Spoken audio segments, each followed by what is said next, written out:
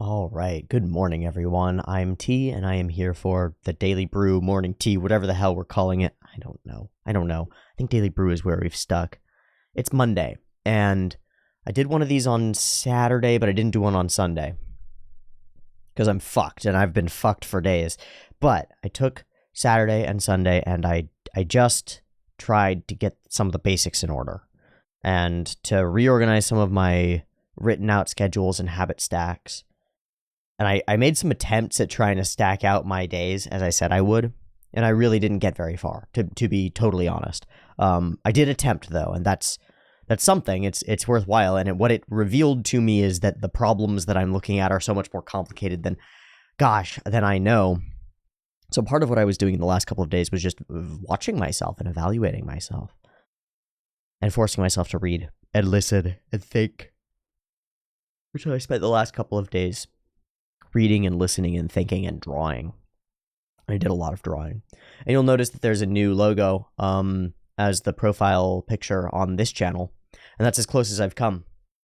And it's pretty damn close. It's pretty damn close. It's an iteration of the previous drill-esque logo. It's not quite right. It's not actually quite right. There's a mistake that I made in it, and it's in the width of the middle set of drill pieces. It's too small. They're too thin. But otherwise it's almost exactly right. Almost. The two E's, the stack, the shifted T, the spin. And that's, gosh, it's layers and layers of iteration and attempt and failure and intrigue and stuff like this, where I was going for the spiraloid double helical designs and stuff like this, where I was experimenting with different media and pastels and things, and then this, which was more marker and figuring out how everything locks together and what the thicknesses of everything should be.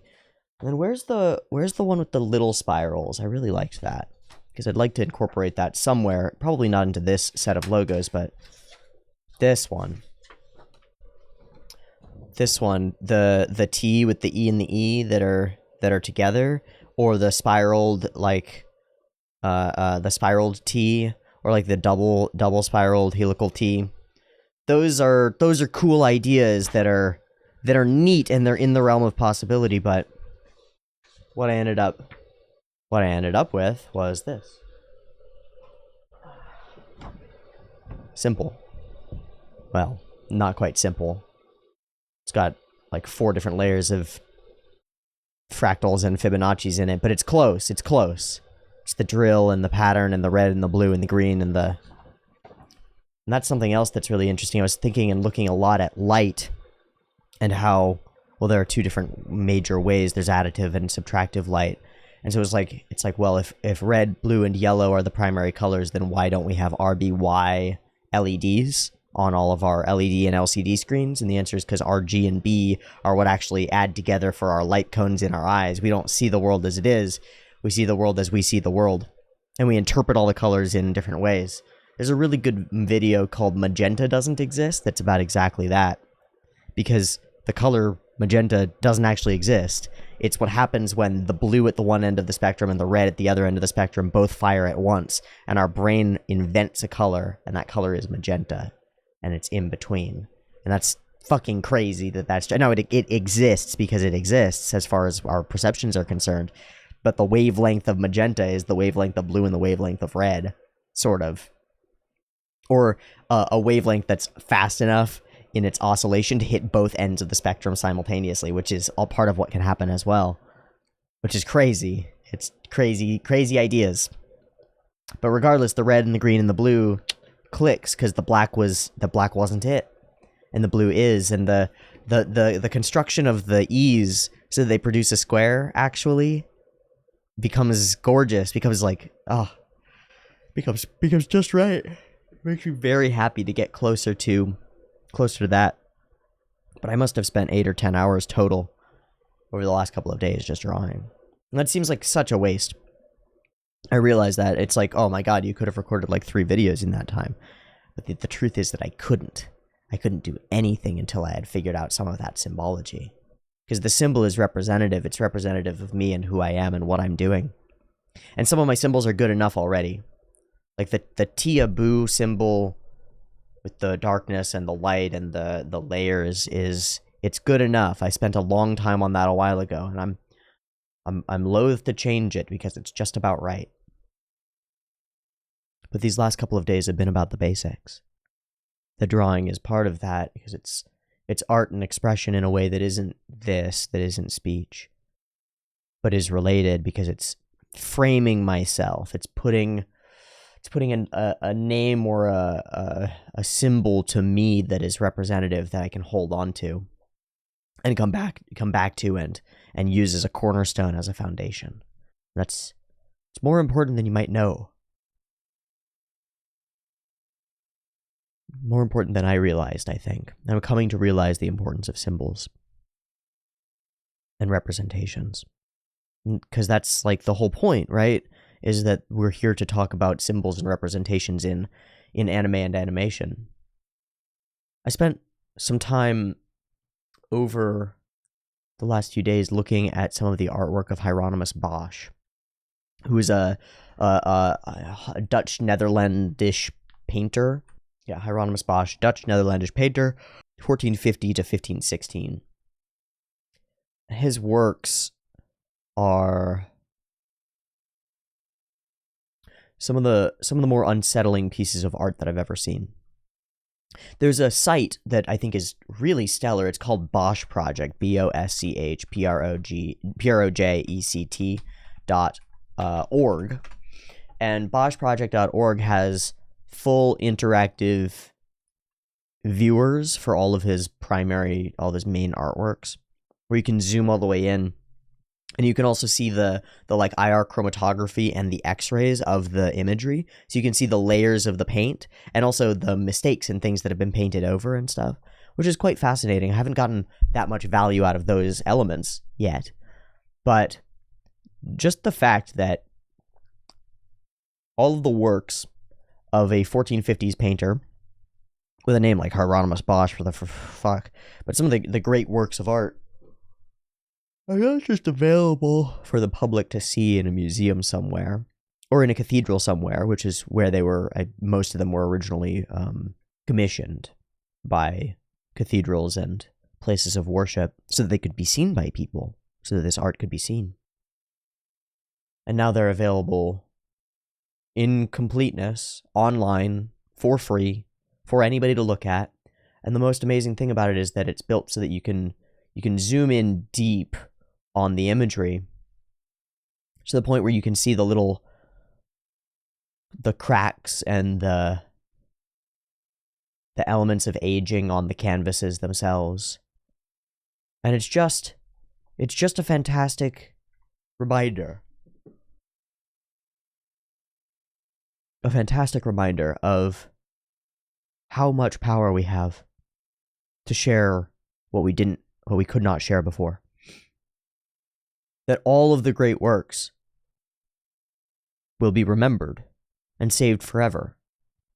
Now that's part of the definition of them, right? Like what makes a work great is that people remember it, I think. It's something like that, is that it ripples beyond itself, that it has impact, that it lasts. There's something beautiful but always lost about the sand mandalas. They're fantastic works, but are they great works? No, because they're ephemeral. Similarly, my friend is dating a girl who does nails, and she's a great artist. She's quite an artist, but she does nails. I questioned her about it. I asked her about it. I was like, how do you feel about working on something so ephemeral? And she finds beauty in the ephemerality of it, in that she paints I saw an image that she had done of a little tree frog on a nail. It was gorgeous, lovely little tree frog, a form that I'm quite familiar with. My mom used to import wood carved and painted Balinese tree frogs from Bali, from Indonesia. And so I've seen a lot of imagery of tree frogs, and this woman who paints nails had nailed it, I think. No pun intended. And little dots of clear resin to create the feeling of like little water droplets on the nail and stuff like that. It's all very pretty. But it's going to get broken or fall off or be done in a week or two. So I questioned her about that. Is like, how do you feel about that? Do you wish you were working on something more permanent? And her answer was that she also interns at a tattoo shop, and the two are very different, and the way that people interact around them are very different, and she's mostly just curious about that difference. And that was a fantastic answer, I think, because I think a lot of people would immediately go, no, what are you talking about? Nails are they're a great art, and I am a true artist who, and she's like, yeah, that's a good point. I also work in tattooing, and that's more permanent and more serious, and the sorts of things that we do in tattooing are really different, and the way that we do our symbology is really different. We try to, when you put tattoos on somebody's body, if you're a well-meaning tattoo artist, you try to put great symbols. Well, you try to put exactly what they want, but you try to guide them in the direction of great symbols. Because any good tattoo artist knows how many people have gotten the names of some girl on them. I've regretted it forever. And then they come back in for you to do a touch-up or something. Or they give you a shitty review as a tattoo artist because they didn't like the tattoo that you gave them that they asked for. But Bosch's symbols and representations strike me. They really reach out of the page and strike me. His images of demons and hell are what he's, I suppose, most famous for. And for good reason. The way he draws these chimeric, animalist life forms of horror is really something quite exceptional. I don't know why they strike me so. Something about them is they're always chimeric. And they're like reptilian, frog, rat, winged monstrosities. And that's his vision of demons and demonicness. They remind me a lot of what the AIs generate as AI art. And it makes me wonder. It makes me wonder where we're headed.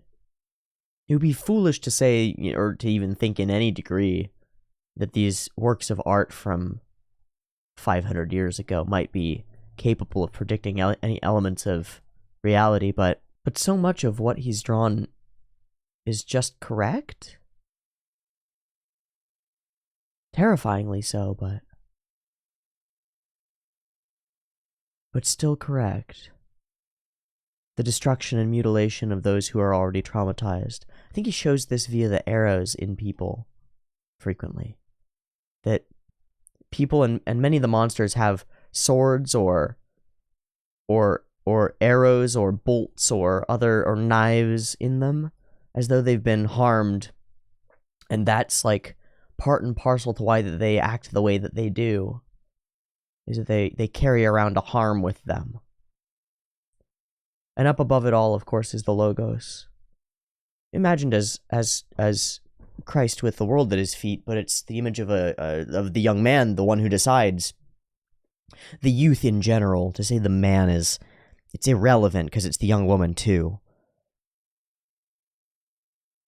Because humanity is androgynous, is both. It matters not. With the world at his feet. Golden halo, sitting on another orb, another circle, judging what is to the right and what is to the left, what rises and what falls. Destruction, heaven. I'm just entirely struck by this thing here. I can't help but look at it and see these windows in the sides, and something in my brain goes, rocket ship. Stupid, right? So stupid, right? But truly, that's what my brain does. My brain goes, rocket ship.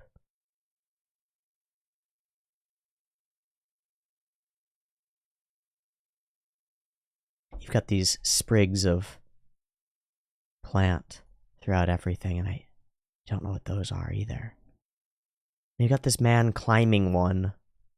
This is obviously, this is a feminine symbol. The fruit, whatever this plant is, I don't know. There's just too much throughout these images. And that's not even the biggest one, or the greatest one. Because his greatest figure is the garden of earthly delights. And the haywain. I mean, the haywain is amazing too. What a piece. But his greatest work is the garden of earthly delights, and it's... Good God, it's terrifying. Good God, it is something else. There's a lot wrong in this image, but it's such an attempt to tell such a story that it really blows my mind how much of it is in here and how many stories are being told here. The thing that I find most striking comes down to symbols and representations at the center, and it's best emblematized by this structure at the left, this pink structure. I spent a few hours just staring at it and trying to figure out what the fuck is going on here, because it's crazy. So one thing that I've realized as I've gone through a bunch of Hieronymus Bosch's work is that the owl that's right here... I guess I should record this, huh? Okay, I should have been recording this from the beginning, but now I'm doing so anyway. This is the Garden of Earthly Delights, the Bosch work. And this is on Bosch Project, and it's fantastic. We're not even gonna look at hell over here. Hell is pretty bad over on this side. I'm gonna just ignore it. And for the most part, for the moment, we're just gonna ignore the main panel as well, but we're gonna start on the left. So the left makes a lot of sense. It's quite straightforward, I think. I think it's quite straightforward. You've got the evolutionary soup, the origin of creatures, the birds and strange things, and then these are all depictions of all the creatures that have not been, that have been and have gone out into the world and have succeeded or failed. But there are all sorts of odd things. You get this little duck creature reading a book down in here, which is quite interesting. Like there's a book in the sea. What a weird idea. It's as though, well, I read it as some of these creatures read the knowledge of the truth and move toward it and become more like it. And they live out in here and do all these things. And then you get the garden and the same image of the Christ character, so God or whatever, and probably the tree of good and evil or something like it.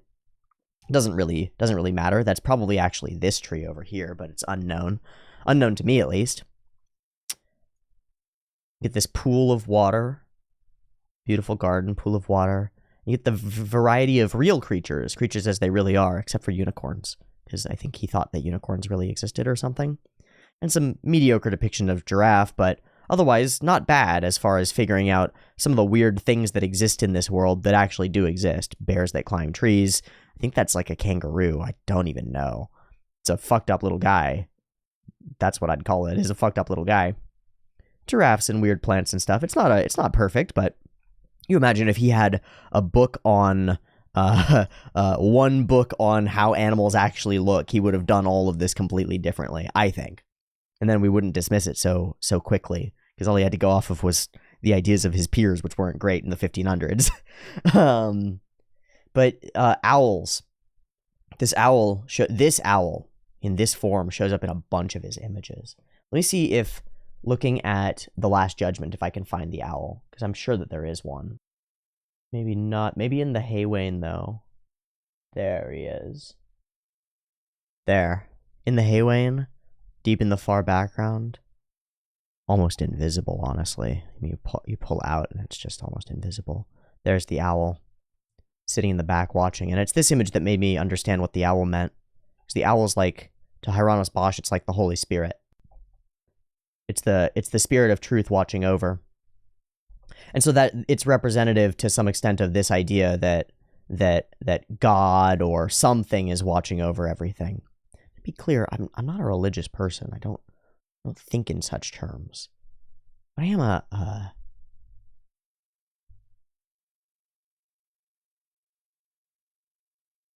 I am willing to admit that there are patterns of existence. Let's say that. And that maybe following those patterns might be part and parcel to leading a better life.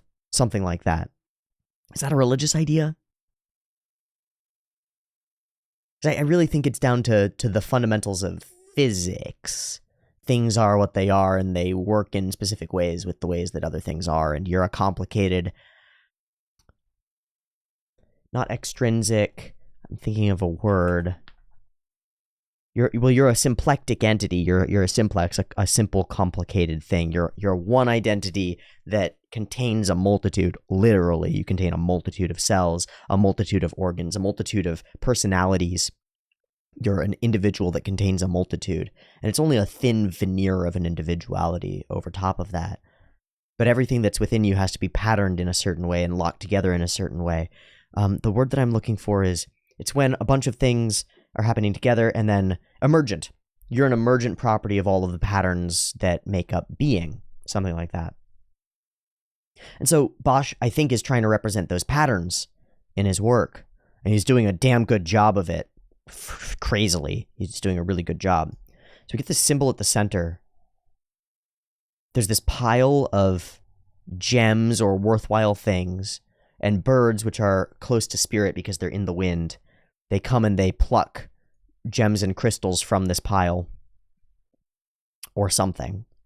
And then atop the pile is an orb with these dots around it. What's really quite interesting to me is that the orb with the dots around it is almost exactly what the human ovum looks like, or the ova of many creatures. But the corona, the nucleus, the membranes, and the follicle cells out around it with the little dots all around are quite correct to this, which is odd. It's odd. It strikes me as like, well, that's pretty interesting that he conceptualized this, because this was the 1450s to 1500s. I don't think we knew that much about human reproduction or reproduction in general. We knew enough for him to come up with this idea. Weird. And you get these plants that are, well, I can't think of them as anything but aloe. They look exactly like aloe to me, or perhaps agave, or something similar. Thorned, spined, but fractaling outward and beautiful. And they form these curves that are golden spiral curves. These are multifaceted golden spiral curves. I wish I could show you my father's wind chimes, because my father used to make wind chimes. Let me see. I wonder if I can just, via Google. It's unfortunate. Those would be interesting to have any of. Another good reason that I should reconcile to some extent with my father, because I'd like to be able to build off of some of his artwork. So I'm here in editing, and I had this thought that was like, gosh, there's got to be a way to find those pictures. I couldn't find them anywhere on Google or by searching the company name because it's all gone and defunct. But I went and I looked at my father's Facebook because I know where that is, and it turns out that he keeps records of almost everything, and one of the things that he's got a record of is some of his old pictures of wind chimes. And so there they are, and that's what they looked like, and you can kind of see what I was getting at in that they're somewhat similar patterns. Yeah, interesting. This whole thing... Get the ovum on the bottom, and then these fractal layers of spiraling diversity. And the one side is different from the other side. One side has the dots on the stalks, and the other side has the dots on the outside. It's like male and female, or half and half, side and side, or something. There's something here that I don't understand, which is that these pierce themselves. The spikes that go up pierce the self of the leaf and hold it all together. I don't understand that, but I do understand this, which is that the tops of the elements water the base. And that's the way that it should be in any effective system and any effective structure.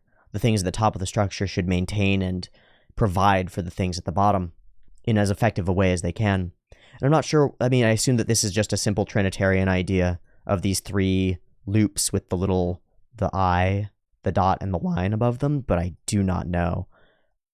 Obviously, Bosch's symbology is beyond my own in many ways. And it all builds to this platform upon which this flowering helical spiral moves upward, upward, upward into one great spike, which is one great stamen, which is one great pistil, which is altogether one large phallic structure, admittedly, obviously, right? Two halves, large pointed thing, you can't get away from it. And that whole thing is the symbol at the center of the Garden of Paradise, is what Hieronymus Bosch has put, is this ordered symbolic representation of existence. And then there's the weird shit in the background that I do not understand at all.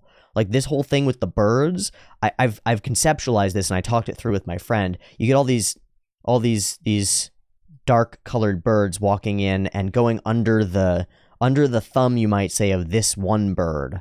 And I feel like it's authoritarianism or like marching down some path. They're reticent to go in, but then they go in and they're gone. And they've disappeared and they don't come back out. And that's pretty fucking scary. I don't know what to make of that. And then you get over here, you get birds emerging from the darkness, from the unknown, from the earth maybe.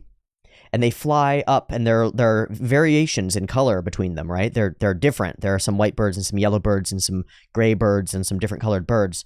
Most of them are just one color, but there's a big mix. And they go out and they fly in this big spiraling helix, and they have to jump through a bunch of hoops, have to go through this tiny filter, and then through this tiny filter. And as they fly through these different filters of this weird, uncomfortable structure, they make it out into the world, and they fly away until they're gone, until they disappear into the distance. And then from that distance, they begin to return. And they come home. And it's literally the birds coming home to roost. But the birds that come home to roost are different from the birds that left. The birds that left are mostly all one color, right? They're like students. They're like students in uniforms.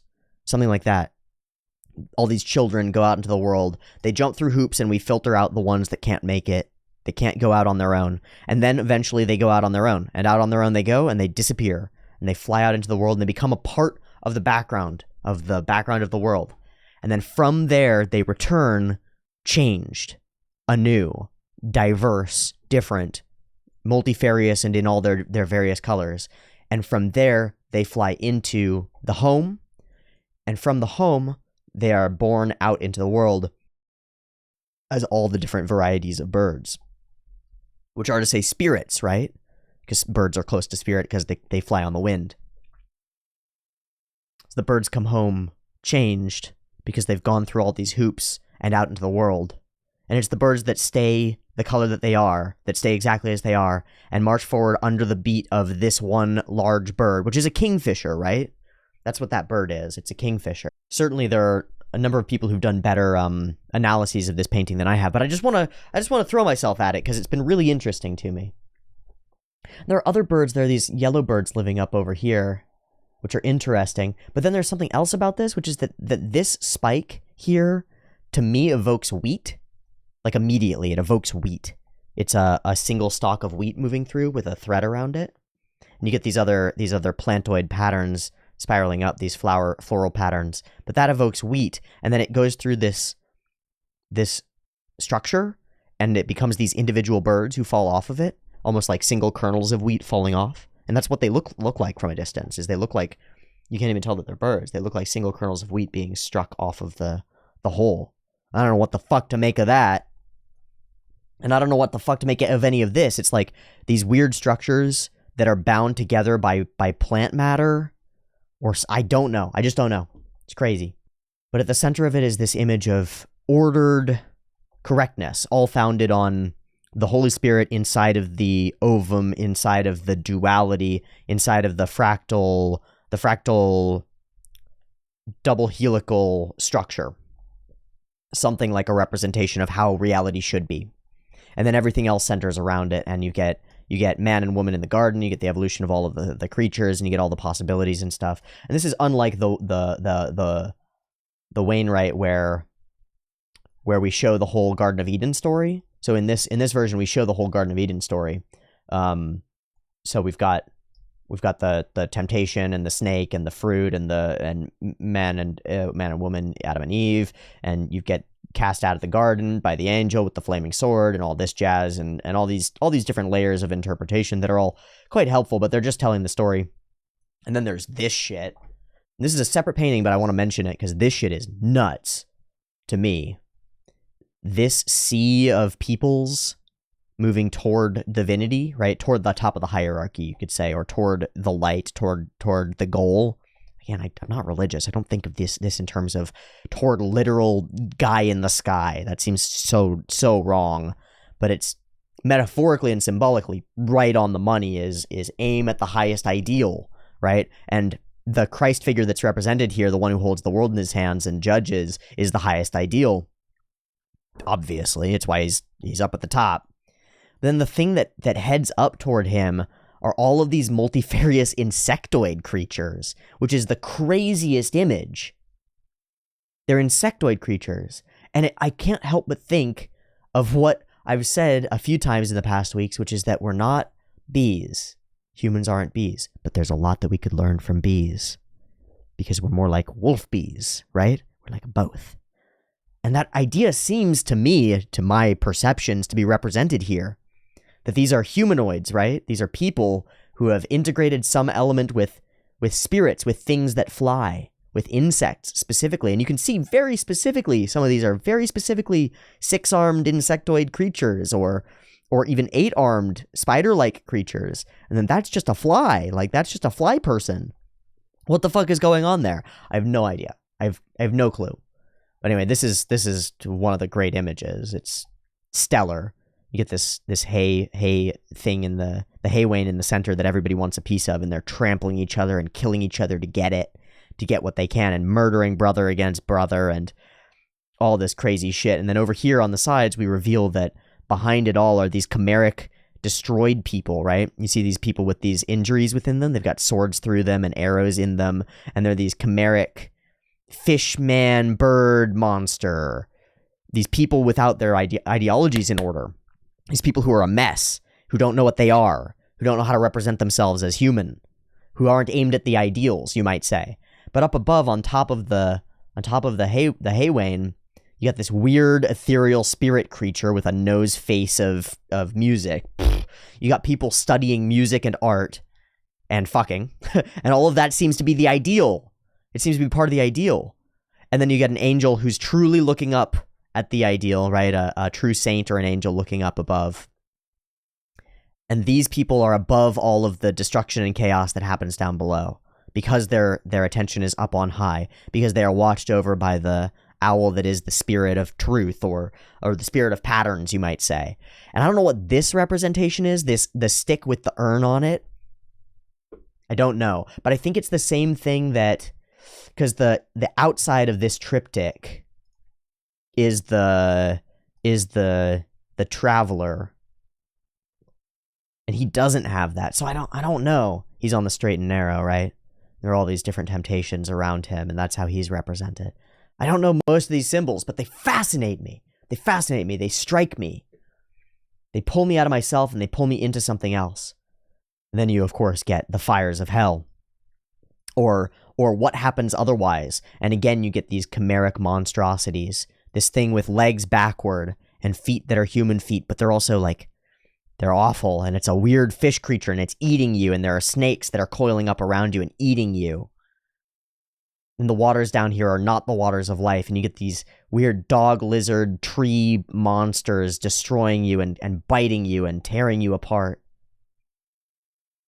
Demons and devils and demons, stabbing and killing and destroying. And everybody marches on toward them, unknowing. These people are all struggling to get there, to get straight to this horror. And isn't that right? Isn't that just about right? People seem to be adamant about running toward destruction as fast as they damn well can. But that's not the point that I wanted to make. The real point that I wanted to make was back to the garden. There's a lot of shit to unpack in the garden, you know. This to me reads immediately as like, wow, that looks, I'm watching Cyberpunk Edgerunners, and it's like, geez, what the fuck is going on here? This looks like a sex doll to me in some weird ways. And I don't know what most of these representations are. They're fucking crazy is what they are. But it's layers and layers of different forms of debauchery and different forms of integration and identification with not you and pleasures, and I don't know what the dual cherries are. I just don't know, or what they're drinking of, or what all these parasitic fruits are. And all over there are these watching owls. Watching over. And they seem displeased, riding around on all the various animals. And they seem displeased. But the thing that really stands out to me is we get this vision of perfection in symbology, this pink structure. Pink being it's the color of babies. It's the he was he was Norwegian, right? Netherlandish. So most of the populace that he knew was white. So there are some layers of fucked upness, and there are some layers of, you know, there are black folks here, and they're represented racistly, 100%. And there's no getting away from that, and I'm not gonna mince words about it. There's some weird racist depictions of black people that I don't understand at all. But pink is, well, it's the color of life. If we do take this as the ovum, it's the color of the insides of people. It's the color of the genitalia of most people. There are a lot of ideas there. The pink flower is like, that's a representative idea. And what do we get over here? We get a mangled, held together by glass and tubes and like sewn together, but full of cracks and shatter. It's like kintsugi'd together, and it's got glue holding it in pieces, because it's not ordered in its structure. It's all falling apart. And you get birds living in it, but they're upside down, a lot of them. And you get people living on it and contemplating what they're a part of, what they've built, but they're all sort of, it's all sort of an incestuous weirdness. I don't know. And then behind it are these weird mer people. I don't know. But this symbol, in and of itself, the broken version of this, the tormented, tortured, partial version of this, right? It doesn't have all the pieces, and the pieces that it does have are incomplete, and so it has to be held together by these glass tubes and rods and other things that don't really hold it together, and it's a mess.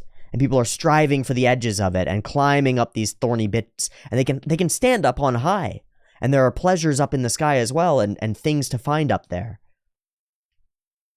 But it's not fulfilling, and it's not accurate, it's not correct. And then he drew 4 more of them. 4 more fractally imperfect, wrong structures.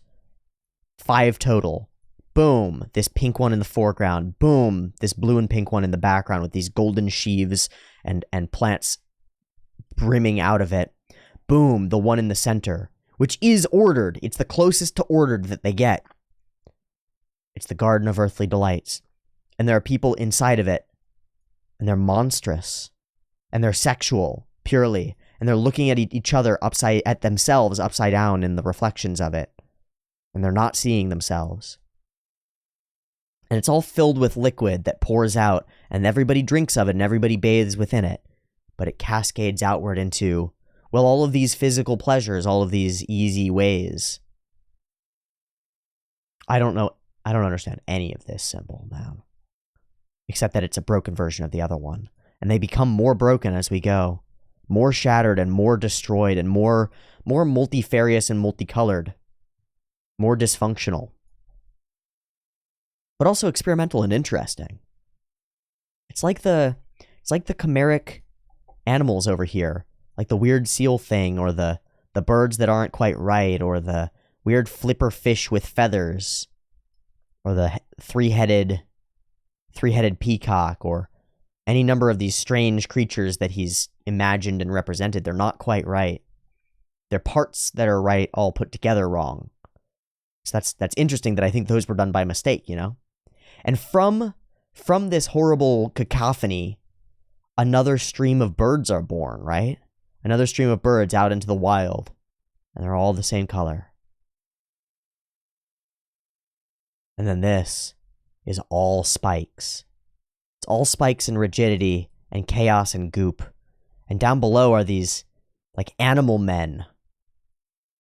Right? Like mole people or something. People who dwell and live in the darkness. Who aren't seeking anything to climb this. And then those who dance above. I don't know. But this is a symbol that is correct in a lot of ways. I don't know if it's perfect, but there are a lot of elements of it that align with mathematics. With the ratios of the thing, they align. The structures of the thing, they fit together. And then these are the opposite. They don't fit together. they become cacophonous. And so there's a statement there. The statement is something like, this is bringing it back to the point. Sorry for meandering so far. The statement is something like, the symbols you follow really, really matter. And your symbolic representations of the world are really important. And the idea that I take from it is like, if you organize your symbolic representations to be clear and sensible in there, and follow the helix, and follow the structures of the plants, and follow the great curves, and follow the idea of the egg of potential that blossoms outward, and follow the concept of like the things at the top need to water the things at the bottom. Otherwise it will all fall apart because the bottom builds the top, right? It seems like if you get your symbols right, then manifesting out from that is a world that's worth living in. And it seems like if you get your symbols wrong, then manifesting out from that in ripples is a world that feels satiating for a period of time, but then leads to horror. So let's take just a moment to look at what horror looks like in Hieronymus Bosch's mind. And he uses instruments. To torture all these people. And at every stage of this whole thing, in various ways, you have people being convinced. I think the one that stands out to me is this guy right here. So this guy is like holding himself, and he's looking up at this guy who's got an arrow in his butt, right? So he's injured and traumatized. And this demon moth creature is just going, "Hey man, just come on. Just go up the little ladder. You'll be fine, bro." That's not correct. That's not it at all. Crucifixion on strings. People being torn apart to form music and crushed under its weight. Monstrosities and dice and randomness, I don't know, and cards and gambling, I suppose. And what the fuck even is that? I have no idea. But everything in here has a meaning to Hieronymus Bosch. I mean, what the fuck is this guy doing? Why is he on ice skates? I don't know. Bow and arrow and ice skates and no arms, right? No arms to shoot. Horrifying debauchery and a face looking out at you. And then back in the distance is the great hell. The endless destruction. And it's not far away. It's not far away in some ways. It's very close and very like real looking to me. The way that the light patterns come through and you get these people moving toward these doorways, right? As if there is peace behind them within these castle structures back in here. Like, oh yeah, go this way. There might be peace in there. At least it'll be better than the pool of torture over here. And so they all flood in that direction toward the light that is inside. And we see that the light that's inside is just stuff burning. Oh boy.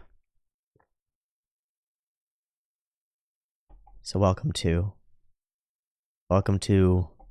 the world as it might be if you don't follow the right structures or the right symbols, or at least don't put them on high. All of this made me think, well, gosh, golly, seems like symbols might matter. Seems like I might want to pay attention to the symbols that I use to represent myself. And then here, yeah, this is one of the simpler images, the classic of the wayfarer, which is represented elsewhere as well, like on the hay wain. On the hay wain is the same wayfarer, right? Narrow path, wayfarer, dog growling at him, not liking him. And here we get the same idea. We get this dog who does not like him. And the question is like, who is this wayfarer? What's going on? Part of the idea is that he's walking a road and he has to choose between two paths. One path is nature through the gate here, and one path is debauchery in the house. And you see the house. But this is also seen by some as a representation of the prodigal son's return. And that strikes me. Get the owl, the Holy Spirit up above watching, right? Same idea. And it's placed up on high, up in the place where we keep placing the Christ symbols up at the top, which is quite interesting to me. I don't know what this is, but I like this depiction of this guy, and I like the idea of him as the prodigal son returning. He's gone out into the world and he comes back and he's wearing one shoe on each foot, like different shoes on different feet, and his clothes are all ragged and destroyed. So what he left home with has been torn apart, and he's rebuilt it in his own way to some extent. And now he carries a walking stick that's also a shillelagh, it's also a club, right? So he can defend himself. And he carries a knife with which he can divide the world. And he carries some furs and some, I don't know what that thing is, but I assume it's a water container, and a backpack and his hat and all of these things. And he's an older man now. He's got gray in his hair, but he's clean shaven and well, relatively put together. So the idea is, I was thinking about it in terms of like the Odysseus returning home. Oh, and there's that symbol again, the jar on top of a stick. See, there it is. Why? I don't know why. I don't know why that's there. But the roof is falling apart in the house, right? I don't know what this big red stick is, but it's something. And you get, I think, this guy in the corner who's taking a piss. I think that's meant to be the father. I think that's meant to be this character's father. And we get what I see as the sister looking out from the window, the broken window, shattered broken window, right? Everything's fucked up. And then there's a cage with a bird in it. And there's a man inside the house who's touching a woman in the house without consent, and that might be the mother. Because I think of this in terms of the Odysseus story, and Odysseus returns to his home and he finds that it's fucked by suitors. It's something like this. So it's like a triple layered, and of course the roof is falling apart, right? It's like a triple layered metaphor. There's the choice between virtue and debauchery, whether he goes right or left, right? If he goes toward the gate where the bull is, that heads toward truth and toward justice or right being or something like that. And then the house is full of all this debauchery and all these problems and all these failings. The father is ignoring the house as it falls apart. The house is literally falling apart. There's potentially incestuous struggle and rapacious behavior going on inside the house. And the dog, which might be his dog, doesn't like him being here. Doesn't want him here. And the pigs that we see down here, the pigs are all scrawny. They look fucked up. It's all going to shit behind him. So the Holy Spirit watches over his decision. But there's another layer to the decision, which is that I think the thing to do is to return to the house and to set it in order. To return to the place and to set it correct. And that's to ignore the gate of freedom and easier virtue. It's to ignore the leaving. It's to stay and attempt to change things. And I don't know if Bosch has that represented. I have it represented in my mind. So there's a layer. A guy 500 years ago created a symbol, which is really a meta symbol that's a set of a bunch of symbols, because this is an idea about life. About a man on a road, he's walking in a direction, and he's got options, and those options are tough. That's a good story. That's a good story. And this one picture from 520-something years ago strikes me now in the here and now and the here and today, and it has an impact on me, and it, as a symbol, affects the way that I represent the world.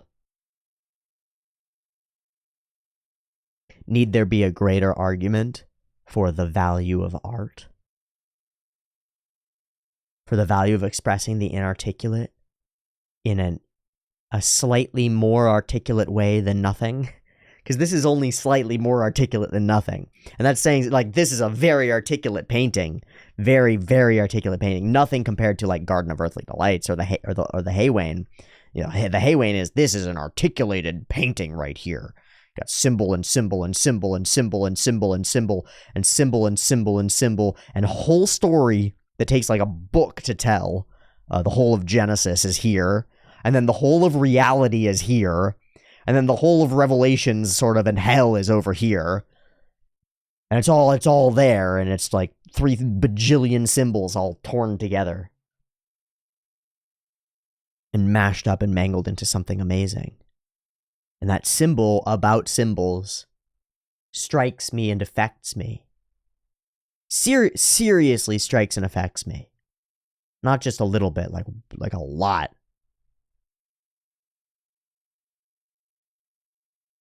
The same has been true about largely religious symbology for forever. And it's only recently, really, in the grand scheme of things, it's only recently that we've told stories for anything but the most serious of purposes. Because storytelling in an oral tradition is not a frivolous thing. You're telling stories about how to be. Telling the stories, well, it's like bees coming back to their hive and telling stories about where they found nectar, where they found flowers. That's what they do. They do their little dance, and they're buzzing, and they're representations of the thing. That's what we're doing when we're telling stories. And we tell stories through all our different media, through dance, through song, through art, through carving, through totem poles. Totem poles are such a cool representation of family and ancestry and standing on the shoulders of the people. We have to represent things so that we can pass them down. Especially the knowledge that we've just barely, that's right on the edge of our perception.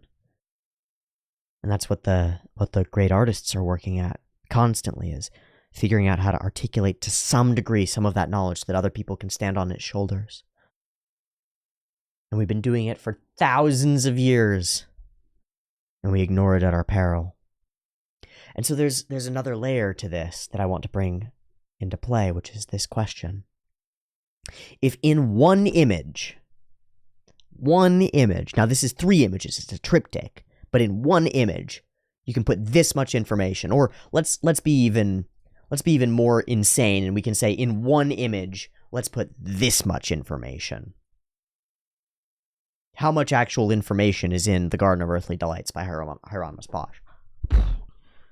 In terms of sheer pixel count? I don't know.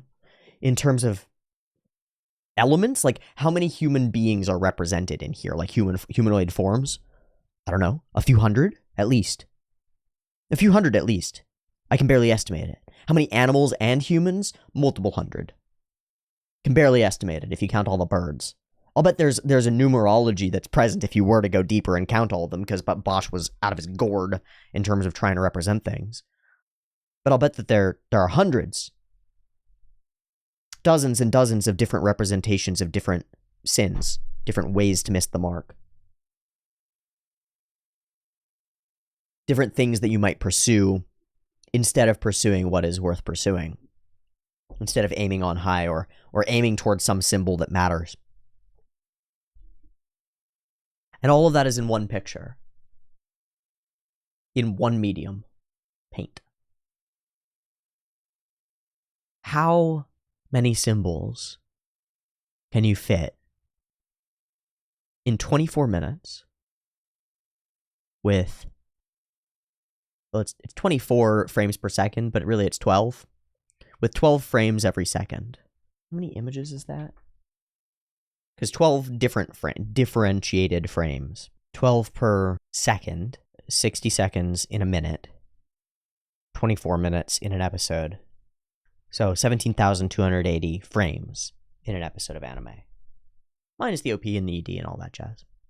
But each one of them is drawn. And not drawn by just one person, but drawn by one person and checked by another person and checked over and you know, at least the keyframes, right? So maybe 5x4 to 5x4, maybe a 16th of that even would be 1,000 images. 1,080 unique images, you know, if we imagine that maybe only a 16th of the images within it are actual keyframes that actually really matter. Okay, fine, fair enough. 1,080 images, each one of them a symbolic representation of something in a story. How much information can you pack into an episode of anime? Seems near limitless to me. Like a truly incredible amount. Especially considering that you can make that information live and breathe and move in a way that a single framing cannot. But even then, in a single framing, you can create live and breathe and move in a lot of ways. You know, this guy is walking forward carrying a thing, right? This person is showing something. Oh, look upon this. Look at what we have here. These people are doing things. So each of those frames can indicate more motion and indicate more. And then we layer on top of that one of the most potent forms of emotional communication that we've ever been able to come to, which is musical. We don't know why, but music has emotions. And so we add music to our animation. And that does a thing to us. It really changes our experience of the thing. All you have to do is just watch anime with the sound off, and it's not the same. It's like not at all the same. Totally different experience. And then we add actual dialogue and voices and speech, the other most complicated manner in which we are able to communicate things to one another. And we represent real characters that are sort of fractal people because they're archetypes or ideals. And those move and shift and are representations of extractions of real people, all coagulated together into blobs of color. So how much information really is in a frame of anime, or in a piece of animation? The answer seems to be as much as you want to put in it. And there are some studios and some people who put a lot of information into a piece of anime. The Tatami Galaxy stands out to me, or The Night is Short Walk On Girl. Those stand out to me. Most of the Yuasa works stand out to me as like, that's dense. That's some dense shit. And then the trigger shows. For sheer density, the trigger shows. Gurren Lagann Kill la Kill. And the Gainax trigger shows. Evangelion, although Eva is meandering at first. It gets there. And then the movies, or at least the one that I've seen, Death and Rebirth and End of, is like, how much information is packed into End of Evangelion? Endless, maybe? Inexhaustible, maybe? I mean, it's like I can look at the Garden of Earthly Delights and I can probably make a one-sentence framing of it. I can say, it's a big, complicated picture about all of theology and representations of what humans can get up to in the real world and what costs they will pay for the things that they get up to if they don't pursue the right goals. But even then, I'm stumbling over myself to try to articulate this in conciseness. And you try to do that with End of Evangelion, and it's like, it's about one boy and a robot, and it's a response to itself, and it's a meta-thought, and it's about choosing a path in the world and whether you stagnate or don't, and I don't even know. It's about all these fucking crazy different things, and it's also from the perspective of like 4 different characters that all have important roles to play. And you can extrapolate that out to like the Gunbuster Diebusters, because those are Gainax trigger shows that are quite powerful as well and quite interesting. How much can you really represent in a piece of animation? It's like, again, it seems infinite. It seems like not a question that has been answered effectively. That pleases me. I don't know why. I really don't know why. That pleases me. That there's so much more to express. There's so much more that could be expressed in our art, and that by seeking out interesting expressions, I could frame my perceptions in a way that allows me to extract more. To extract more, not just more information, but I want to be clear, it's not just information, it's pattern, and it's not, what I'm trying to express is that it's not just for the sake of the information itself, because there's a lot of doing that, and it's very, especially in academia, is like, and I don't have anything against academia, I've been a part of it, I actually like it, it's quite helpful, it's the best we've got in terms of peer review. It's kind of fucked that it's not working very well, and there are some problems in it, and I wish that we could fix those, but a lot of academia is looking for the information for the sake of the information itself, and that's not why I'm here. That ain't it. I'm not just interested in the information. I'm interested in the information because it alters my behavior. Because if I have the right frameworks for the world, I can alter my behavior to work in unison with the patterns of reality, which is itself some of what the information and frameworks depict. Is that, well, I mean, in this one, in the Garden of Earthly Delights, it's something along the lines of, if you align yourself with a proper symbol, with proper symbols and representations of the world, then in the process of doing so, you manifest something close to the ideal of heaven. Whatever the fuck that means. I don't know what it means because I haven't done it yet, right? I haven't done it yet, but every time I put some of my structures in order, my life gets a little bit closer to not hurting. It's a little bit less overall friction. It's like my morning routine. My morning routine is set, and I don't have to think about it, and there's no friction in it. That's part of what I had to do these last couple of days, was to set it back in order, because it was getting out of order. Every bit of my life that I organize in a way that's as close to the ideal as I can get it works really well. Like, really well. It's crazy. I don't know why. The part of my life that's scheduled where I go to the gym 3 times a week, it works. And I'm doing great. I mean, I'm doing spectacularly. So I want to get more of myself organized and ordered. And these last couple of days have been a return to that, because my sleep schedule was going and becoming a little bit more uncertain. It wanted to entropy out into disaster, into chaos, because that's where sort of the norm for my sleep schedule is like I'm up until 5 a.m. and then I sleep until 2, and then I wake up and I feel like shit, and then I'm like, I'm totally gonna go to bed early today, and then I'm up until 4 a.m. and then I'm asleep until 1, and that's not good enough. You know, it's just fucked. It's just fucked. And so I got in bed at like 9:30 2 nights ago. And I lay there in bed for a little while, and I lay there a little while longer because I think I had to get up at the bathroom and go to the bathroom at like 10:30 or something. But about by 11, I fell asleep because my body knew that I needed it. And the next day I woke up at like 11 a.m. So I slept for like 12 hours because my body needed it, I think. I woke up and I got up and I did my things. I went to bed the next day, last night.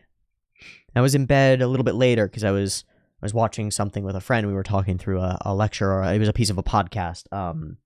It was a piece of Andrew Huberman's podcast on ADHD and attention, which is quite helpful for the both of us because, well, he's got a diagnosis for ADHD, and I was watching the Huberman lecture. I was like, well, that's pretty close to my experience of the world. Maybe makes sense. Some of the, might be helpful. And to recognize that maybe I have some elements of that that diagnosis. Now, I shouldn't self-diagnose. I should go and get an actual diagnosis. But I don't plan on receiving or seeking out specific chemical or medical treatment for it, because I want to treat my focus via changing the way that my dopaminergic and focus-driven systems work. That would be better, I think, because I don't want to be on hard psychostimulants. I get quite enough out of caffeine and theanine, I think. It's really helpful. It's really good. So I don't necessarily need that, but we were watching it, and so I was up a little bit later, and so I was in bed by about 11. I passed the fuck out. And I woke up this morning. I set an alarm for 9, and the alarm went off at 8:15 because my alarms they'll go up to an hour earlier if it recognizes that you're in a better part of your sleep cycle to jolt you out of it. So it woke me up at like 8:15. And it was tempting. I wanted to stay in bed because it's cold. Because it's cold outside. That's it. So I got the fuck up. I started fucking moving, and I got my shit done. And I made my electrolytes, and I stood out in the sun, and I stared at the damn sky, and I went back in, and I cleaned my cup, and I made my protein shake, and I took my vitamins, and I went back outside, and I took my damn vitamins. Oh, and before I even got up out of bed, I grabbed this. And I just read a paragraph of it. Part of the paragraph on the second chapter that starts talking about what socialism is and how it works, which is, by the way, a fantastic framing device for Marxism and for Marx's ideas. It breaks his whole doctrines down to 3 core essential doctrines. First, what is called the materialistic interpretation of history. Second, the law of concentration of capital. And third, the class war, which are fantastic and fascinating breakdowns. So, like, having Bertrand Russell's framework for Marx immensely helped me because a little bit later today, I went and I pulled open the Red Book and read through some of it. And I skipped some of the portion on early Marx because some of the early Marx stuff where he's just struggling with some of these questions, I couldn't grapple with it. So I moved toward wealth and wages and capital. And I went through his base arguments, his first base arguments. These are taken from Das Kapital. And his basic arguments about how wages function, and the framework of it made sense to me because I had framed it in Bertrand Russell's terms, but also because I had woken up by reading, and trying to read early in the morning changed my brain. And I haven't looked at Instagram or Tinder or any of it. I'm back on Tinder, which is a problem. I should just delete it. I should just delete them all. They're stupid. They're stupid, but I'm back on them. But it helped me frame all that, and it helped everything work. And God, it's like when all the things are working, everything works. And I finished my protein shake and my vitamins, and I went and I took a cold ass shower. Ice fucking cold all the way through, no breaks. No breaks, no stopping, no... Oh man, there were so many temptations during the shower. I was like, well, I'm going to turn the water back on. I could just turn it on hot. You know, because I'll turn off the water so that I can soap up. Or I'll turn off the water to soap up my hair. Or I'll turn off the water to scrub out my face. And I'll turn the water back on. And every time I turn the water back on, there's this temptation like, oh, you could just turn the handle and it would be delightful and warm, man. It would be so calm and confident. And easy and simple. And I have to like... It's like going halfway to Super Saiyan. Literally, I flex all of myself, and I go, no! And I open the fucking thing, and I let the cold water pour on my fucking head, and I hate it. And I'm awake, and I'm alive, and I'm better for it, because I stepped into that awfulness, into pain, willingly. And it's part of the structure. Then I sat down here, and I started talking. I wanted to talk about a couple of things, and I've talked about a couple of them, and I haven't talked about a couple of the others. We're heading toward an hour. So that's a bit of an issue, but the last things that I want to talk about are, first off, I don't know what the fuck I'm doing on Mondays. And that's a huge problem because I've left Mondays uncertain essentially, and when they're uncertain, the uncertainty always becomes no. Like every time. Uncertainty always seems to become no. That's not good enough. It's just not good enough. You know, I've got this like maybe Monday movies thing. Doesn't work. Even when it was Retro Monday Overdrive, that was a certainty, but it was a certainty that contained a multitude of uncertainty. It's like, what things do I watch? And it's uncertain. And so it was always a struggle. And so sometimes I would skip it, and it would be a real struggle. It'd be like, what the fuck am I doing? Well, because I would wake up without a plan. Even last night, I wrote down a plan for today. It was like, wake up, do your shit, do the daily brew, and then watch either talk about Promare or Cyberpunk or catch up on Poon Poon or maybe do Overdrive again. And so it's just pure uncertainty. And so because it was totally uncertain, the answer is kind of that I'm not going to do any of them. So I should have written down one thing to do for today. And if I had done that, probably I would do it. So is it too late? It feels like it's too late. That's weird. It feels like it's too late to determine. Partly because I've already been talking for an hour, but that's okay. And partly because the way that I've been talking has been in this really ethereal, symbolic way. And that's not helpful for getting my thoughts aligned. It's not helpful at all. But I wanted to talk about, it's the only thing that I wrote down as the thing to talk about, and it's the basics. It's kind of what I've been doing as I've been talking about getting some of the symbols in order, getting some of the basics, the sleep, specifically the sleep and the eating. My eating was also falling apart. And I think I know part of why. I switched my meal plans from one to another, and what switched in large part is that a lot of the meals that I get now are pasta-based, and they're wheat-based. And I've actually got a weird inclination that maybe I need to avoid wheat for a couple of weeks and see what it does to my brain. Because I had avoided it. I hadn't had any bread for a couple of weeks. And I started to feel way different. And I don't know if it's correlation or causation, but I might as well try it. Because if it could work, then maybe it could work. I've always rejected the whole gluten intolerance thing as just stupidity, because it seems like it's just stupidity. In the same way that I reject most restrictive diets as stupidity, I'm always of the opinion, or I have grown to become of the opinion, that a wide variety of foods is pretty good. It gives you more nutritional variance, especially like berries and rich foods and dark green cruciferous vegetables and quality meats and animal fats, and also nut fats and not seed oils seems to be important. And avoiding processed sugars, just because they spike my insulin and ruin my day every fucking time. It's so striking. I got these. They're Aussie Bites. I got a pack of them on clearance because they were going to go bad in a couple of weeks, and so I've been eating them up. They're like rolled oats, oat flour, butter, canola oil, apricots, sugar, raisins. They're delicious. Flax seeds, sunflower seeds, honey, shredded coconut, quinoa, chia seeds, salt, baking soda, vanilla flavor. Nothing in these is a problem except the sugar. And I had one of these, for breakfast a couple days ago, and in an hour I was hungry.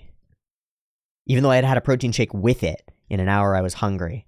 That's not normally the case. Normally I have my protein shake by like 10 a.m. and I'm good until like 2. Not the case. Why? Because I had some sugar. Sugar spikes your insulin, your blood sugar goes up, your blood sugar drops, and you're hungry again. Like, fuck what it does to you immediately. Fuck what it does to change your brain and to bump your energy and to alter you. What about just the fact that it's not satiating? And that it immediately causes cravings for more sugar. Nuts.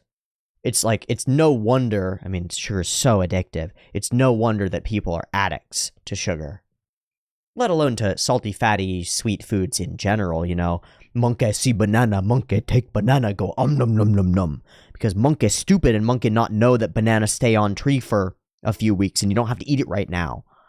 Monkey dumb. And you got a big monkey in your brain. It's dumb. It's at the base. It's more of you than you are you. And it's stronger than you. And it wants stuff now. Ugbug take now. Ugbug eat lots. Ugbug not hungry later. But it's like, well, that's not true. What if Ugbug would be hungry later? If you eat this particular thing now, it makes you hungry later. Maybe Ugbug should eat some meat. Get full. Stay full longer. It's like, yeah, Ugbug. Eat the fucking good stuff. Eat the peanut butter, That is something that I'll mention. I had said something about Dave's bread, which is good bread, and I like it a lot. I like Dave's Killer Bread a lot. And there's truly no comparison in food value, I think, between a slice of Dave's bread and an equivalent calorie count of any other bread. But I went to the store yesterday, and I just looked at the bread aisle.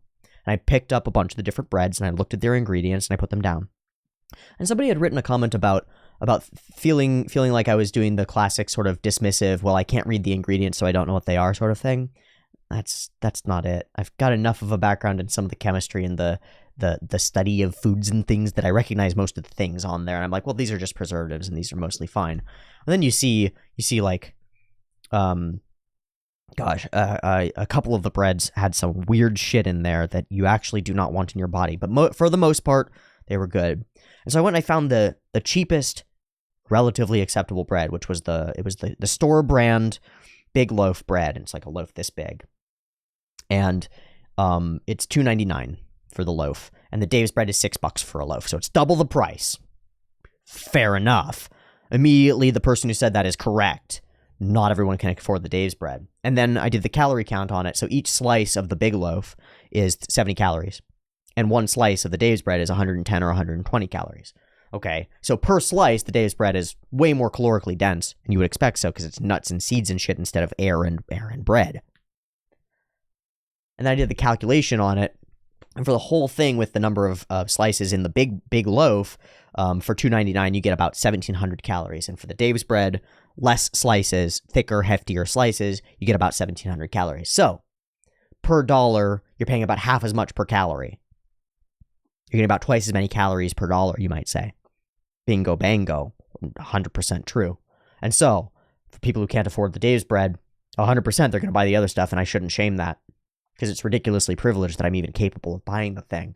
And so it's a good catch. It's a good way to catch me and check my privilege, because it's important.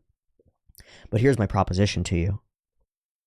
In terms of actual nutritional content and food value and the overall quality of life, the double price for the seed and nut heavy bread that is full of valuable fats and protein and calories and stuff, because it's got a higher protein content, a much lower carbohydrate content for the bread, much lower carbohydrate content, much higher fat content, far more filling, delicious, incredible bread, right? Truly, versus bread, which is incredible in its own right, but it's really just wheat and bread stuff, and it's been baked into bread, and very well, you can fill up on it. But one of them's food, and the other one's not quite food. Not in the same way. It's still food, like you can still live off of it. And if I only had $3, I'd buy bread. Well, that's not true. I'd buy a bag of rice. Or a can of tuna, because that's where you get your efficiency in terms of food products. Or actually, I'd go to the clearance meats section. I'd save up as much as I can, and I'd probably buy a pork shoulder, which is about this big, and you can buy like multiple pounds of pork for a penny, for a few dollars. It's amazing that that's capable, that's possible. And then I would do what I did in eggs. You can see the video where I took you can see the video, or maybe it's a different video. Just throw it into a crock pot and let it cook up and have pork for a month off of a few dollars. And that's how I would do budget shopping and budget cooking. And I've been thinking about all of this because I'm going to move toward cooking my own meal prep instead of the purchased meal prep, because it's too expensive. And people have rightly pointed out that it's too expensive. So I want to see what I can do, because I have some of the cooking skills. I might as well. It's just a matter of being an asshole, basically, and being lazy. But I'll do it. I start next month, and I'll do it for a month, and we'll figure it out. The food, the value of purchasing quality things seems to be extraordinary. Seems to be really extraordinary. And having those things right seems to be exceptional. So I've spent my last couple of days thinking about the basics. Sleep. Get enough food of the right kinds. Draw and get some of my symbols in order. It's really important to me. Spend time in the sunlight, spend time with the cats, clean up my room. That was a big one that I had to do. And it took a lot of mental energy to do it properly. And it's still not done, but it's way better than it was. I'm not living in a hurricane. I've got some pens and stuff because I was drawing that need to be put away properly. But for the most part, I'm living in a space that's worth living in. And I feel like I'm in a place that's worth being in. And it's all because I structured some things out properly and did some things as planned. So, revelation, my Monday being unscheduled doesn't work. Revelation number 2, my move away from a proper schedule of daily recording and daily uploads doesn't work. I tried it, and it manifested as chaos and failure. So it doesn't work. So we're going back to a core schedule. But I haven't figured it out yet, because I only really figured that out today. I mean, I figured it out right now as I was talking about it, really. So I don't even know if I'm going to get to record something today. It's getting late into the day because I fucked up. So I'm recording this, at least. So what does that look like? Well, it's pretty simple. Monday needs something, and it needs to be every Monday. Okay, good. That's something. Tuesday, manga. Fucking read it. We read Poon Poon tomorrow. So I'm going to say these as though they're Atomic Habits things. Tomorrow, as soon as I've done my tea and I'm ready to go, I will read Oyasumi Poon Poon. Wednesday, as soon as I'm ready to go, I will watch Mushoku Tensei. Thursday, as soon as I'm ready to go, I will watch Mobile Suit Zeta Gundam. Not just futz around with rewinds, I will watch it. And that might mean watching like 2 episodes back and watching the last 2 episodes that we saw before so that I can refresh them and we can start again. But I want to head in the direction of watching new episodes so that we're not just stagnant here. That's Thursday. Friday, this Friday, I will watch Cyberpunk Edge Runners and record it. Saturday and Sunday, I don't have plans. Yet. And it might behoove me not to make them yet. I'm not sure. But those weekdays need to be scheduled. And it needs to be set in stone. And I need to set up some accountability mechanisms that are beyond just people being sad about it. Like, that's a big one that's useful, but some other accountability mechanisms, like a checkbox or a calendar to put up for myself, or some. I have to think about it. I have to look into it, because I'm not there yet. I'm working all these things out and trying to put myself in order. And it's maybe the hardest thing I've ever done, is trying to put myself in order, especially because of the fluctuation and the rigidity chaos boundary and the back and forth and the oscillation through things. But here's something that I want to do, and I don't know how to do it, so I want to represent it out into the world as a thing that I want to do, and then see what people think about it. I want to make a list, a document, a thing, maybe a Google Doc. A Google Doc seems to be maybe the best way to do this, because I don't want people to be able to edit it, except for me, which is, maybe I'll give people privileges to edit it later, but for the start, I want it to be mine, and I want to represent things the way that I want to represent them, but I do want people to be able to comment on it, and comment on specific parts of it, and I think a Google Doc can let people do that. Like, anybody who comes into the Google Doc, you can give them comment permissions, and give them the ability to add comments to the thing without being able to edit the thing. So I think that might be it. And I want to make a list, or a paper, or a thing that's the basics guide. The basics guide. Because as I've recognized in the last couple months, there are a bunch of things about being an adult and being a functioning human being that nobody fucking teaches anybody. That they don't teach you in school, and that your parents might not teach you. I think your parents are supposed to teach you these things, but they don't in a lot of cases, because not all parents are capable of teaching these things. Not all parents know these things. The basics. And start at, like, the true basics. I wrote down just a couple of things that I would want to be on here, and they're all with massive caveats, because they're all just like shit attempts at manifesting grand ideas or something. And that's why it's important that people can comment on it, so that people can comment and say, like, well, I don't really agree with this one. I'd rather it was listed something like this. But I want it to be like an ever-shifting, crowd-reviewed checklist for living effectively. So the first one would be something along the lines of get to sleep as early as possible. And then next to it, or under it or with it, have a number of links, right? A number of links to different sources of information, like and an image, and an audio, like a podcast, an image, a video, and an infographic, or like 4 or 5 different representations of the reasoning behind why you need to go to sleep early, what going to sleep and getting enough sleep actually looks like, and what the reasons behind that are. Okay? Like, the basic statement is go to sleep early, wake up early, something like that. Early to bed, early to rise makes man healthy, wealthy, and wise. Something stupid, right? Obvious statement or something. And then back it up with science.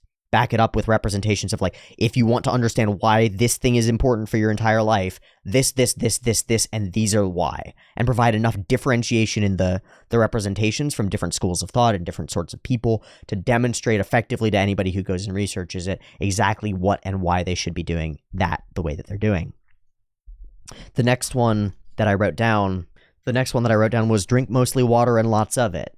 And so this one would have links and images about how much is hydration, like how much water do you actually need in a day, and do other beverages actually hydrate you? Because the answer is not as much as you might think. Like, sodas don't really hydrate you that well, and beers and alcohols really dehydrate you, and tea and coffee and caffeinated beverages really dehydrate you. And so drink mostly water and lots of it, and then representations of what that means and why you should be drinking specifically water and a lot of it. And then maybe some links to, like, get a water bottle. Because I think if you're a modern humanoid and you don't have a refillable, like, stainless steel or glass or otherwise non-plasticized water bottle for whatever purpose, then what are you doing? Because it's life water, it's life nectar, and you need to be carrying it around with you all the time, so that, at least for me, in my mind, I carry my water around with me everywhere I go. And so I always have water, and so I'm always drinking water, and I don't even have to think about it. It's just a portion of me that works, that's just represented well. Like, Gosh, I can't remember the last time I was thirsty. How about that? I can't remember the last time I was thirsty. I can't remember the last time I had a headache. Now, that's not to say that all headaches are water related, but a whole bunch of them are. Can't remember the last time I had a headache. I guess it would have been when I got really sick a couple months ago. Got really solidly sick. Had some aches and pains then. That was it. Carry water around with you. It's like really good. It's really good. Eat enough whole foods. This is a complicated one because it's like, well, I wanted to just put eat enough and then don't eat too much, right? It's way too hard to do that. So it's like eat enough whole foods, something like that. And what does that mean? What are whole foods? Why should you eat them? Whole meat, nuts, grains that have the whole shell or a portion of the bran of the grain as well for the fiber and the nutritional density, or like rice that has the whole, right? Browner rice or wild rices or black rices or whatever. And why should you eat those whole foods and whole vegetables, and not just smoothinated whole vegetables because there seems to be a difference, and not just juices because there seems to be a difference, and not just like powders because there seems to be a difference. And I take some of those too, and some of them are worthwhile, but I'm experimenting with most of them. The thing that I know works is eating a bunch of whole food. It works. It works. To some extent, it works. The difference in what happens to your body when you eat real cheese versus processed Velveeta is no comparison. And the research continues to occur from what I've seen. The research that demonstrates to me and to the world over and over that certain forms of processing really strip nutrients out of the foods that we eat in a way that's more than a little bit detrimental to our overall health seems to be absolutely accurate. And the other thing is that when you eat whole foods, you're full because it takes your body a while to digest them. And when you're full, you're not craving quick foods, because processed foods, literally made processed, are way faster in and faster out. Like sugars, it's the most processed food. Fructose and sucrose are about the most processed thing that you can get. And you eat them, and they're in you, and then they're out of you, and it destroys you. It destroys you. So eat enough whole foods might have a bunch of different lists of like, what does that even mean? What do whole foods mean? What is the alternative? What are most people eating a lot of that they should cut out? List, article, video, whatever. Represent that idea, or whatever the best representation and wording concisely of that idea. You know, eat sufficient quantities of blank. I don't know, because it's not the food pyramid that was granted by the FDA years ago. That thing's a piece of trash. It doesn't work. It's also primarily sponsored by, well, you would expect, the corn and grain companies that want you to eat a lot of corn and grain. And so we slowly, painfully murdered huge portions of our population by distributing wrong information about how food should be handled. Just killed them. It's really sad to me, because the food pyramid it's about the opposite of what we have discovered in terms of what you should be eating. So that's crazy. Squat, bench, deadlift, squat, OHP, pull-ups. Put a bunch of links to the reasons to do compound exercises and primary major lifts. Here's a reason. I guess I'll just take a picture of myself and put it there. There's a reason to do compound lifts, because you can look like that. Not that I would put myself up as an ideal, but holy shit, dude. It's not bad. Doing all right, you might say. Maybe I've got something figured out. Maybe a couple things. And it's been spectacular in the last couple of months since I've made a couple of small changes to my sleep habits, having the cold showers, changing the way that I approach exercise and the way that I approach nutrition in some small but important ways, not like dramatic shifts, but small but important ways. And I've leaned out, and some of my musculature is filling in really spectacularly. I'm so narcissistic, and I hate it. I hate that part of it, but I'm really amazed by my own body. And not in the true narcissistic way of like looking in the mirror and being like, "Whoa, I'm so hot." That's the true narcissism. But like, wow, I am a manifestation of human capacity. And I like being that way. I like becoming stronger and better. And part of it was the switch in my mind where I locked in my identity as male. I think some part of that, because my body is following where my brain led. It's like, I am male, and I am male and straight. Things that weren't quite there. It's like the whole physicality has organized itself around that concept to go, yes, you are. You being aligned with that means that you can become it. It's wow. Incredible. And then there was one more that I wrote down. And I wrote it down separate from the others because I wasn't sure how to put it. It's just an idea that I'm coming closer to.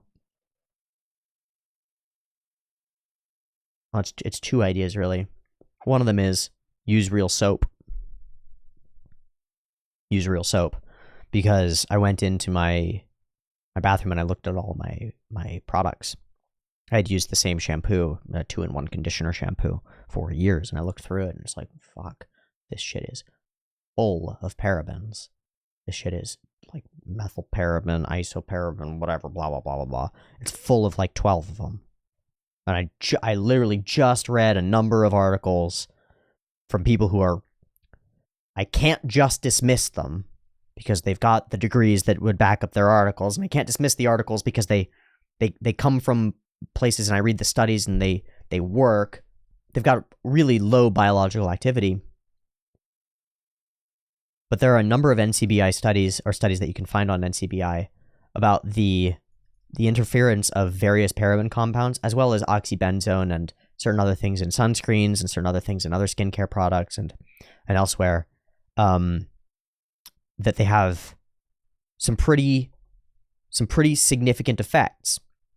And they fall into a category of things that I don't know that much about, and I don't know enough about to talk about.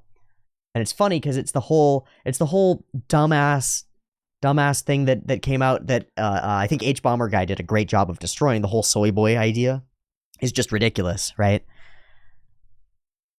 But xenoestrogens actually do have an impact on your endocrine system a little bit.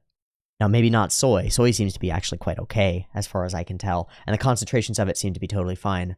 But parabens, phthalates, which are plasticizers, bisphenols, BPA and BPS, which you can find in receipts quite a bit, various banned insecticides, but also atrazine, a not banned fertilizer in the United States, which is banned in Europe, by the way, and is all throughout some of the water, which is crazy, and various other things. They have effects on us that we're not sure about, and this is very scary and spooky and paranoid. Okay, well, I won't make the claim outright that these things kill you or make you change your endocrine system, but they seem to. They seem to at least be capable of it. And some of them are absolutely capable of it, and a lot of them have been banned in a lot of countries, and not in the United States. And that makes you wonder who's doing the deciding. When you research who's doing the deciding, it's often the lobbyists. When you research who the lobbyists are paying for, it's often Johnson & Johnson and the big companies that are making these products that contain these chemicals. So you wonder why they haven't banned them yet, and it's like, well, because they make money off of them, eh? And so you have to watch your conspiratorial instincts because we have those, and those are wrong, and you're like, well, what if they're putting evil things in my lotion? It's like, no, maybe they're not. Maybe they're just putting efficient things in your lotion, and they don't realize that those things cause problems or cause differences. Or maybe they do realize, and they really, really don't want anybody to find out because it would be a huge hit against their business. That doesn't seem impossible to me. And then what's really interesting is that you get stuff like bisphenol S, right? And so that's BPS.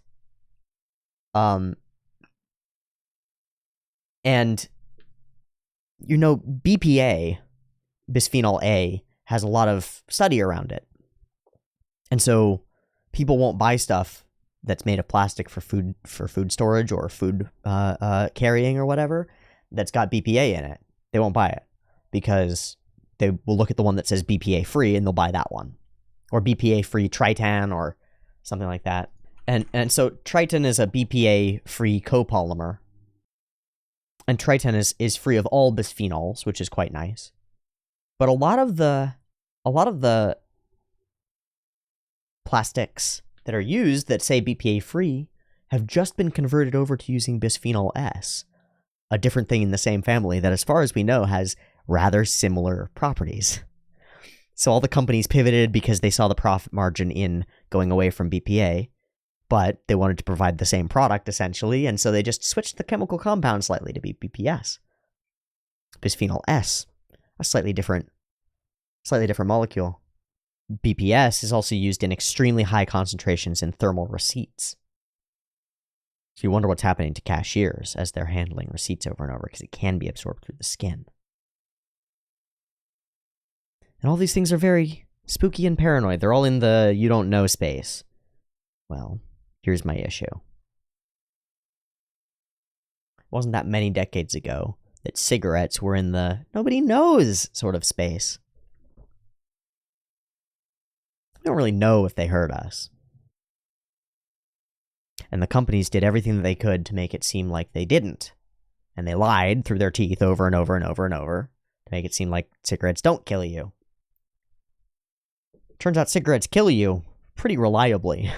Pretty fucking reliably. They give you cancer and you die. Like real reliably. Wouldn't surprise me if in 15 years we felt the same about a lot of plastics. And a lot of plastics that we keep our water in, or keep our food in, or wear. Because that's something interesting I've been doing. So I've been evaluating all of my clothing. And almost all of it is cotton poly, or polyester to some extent.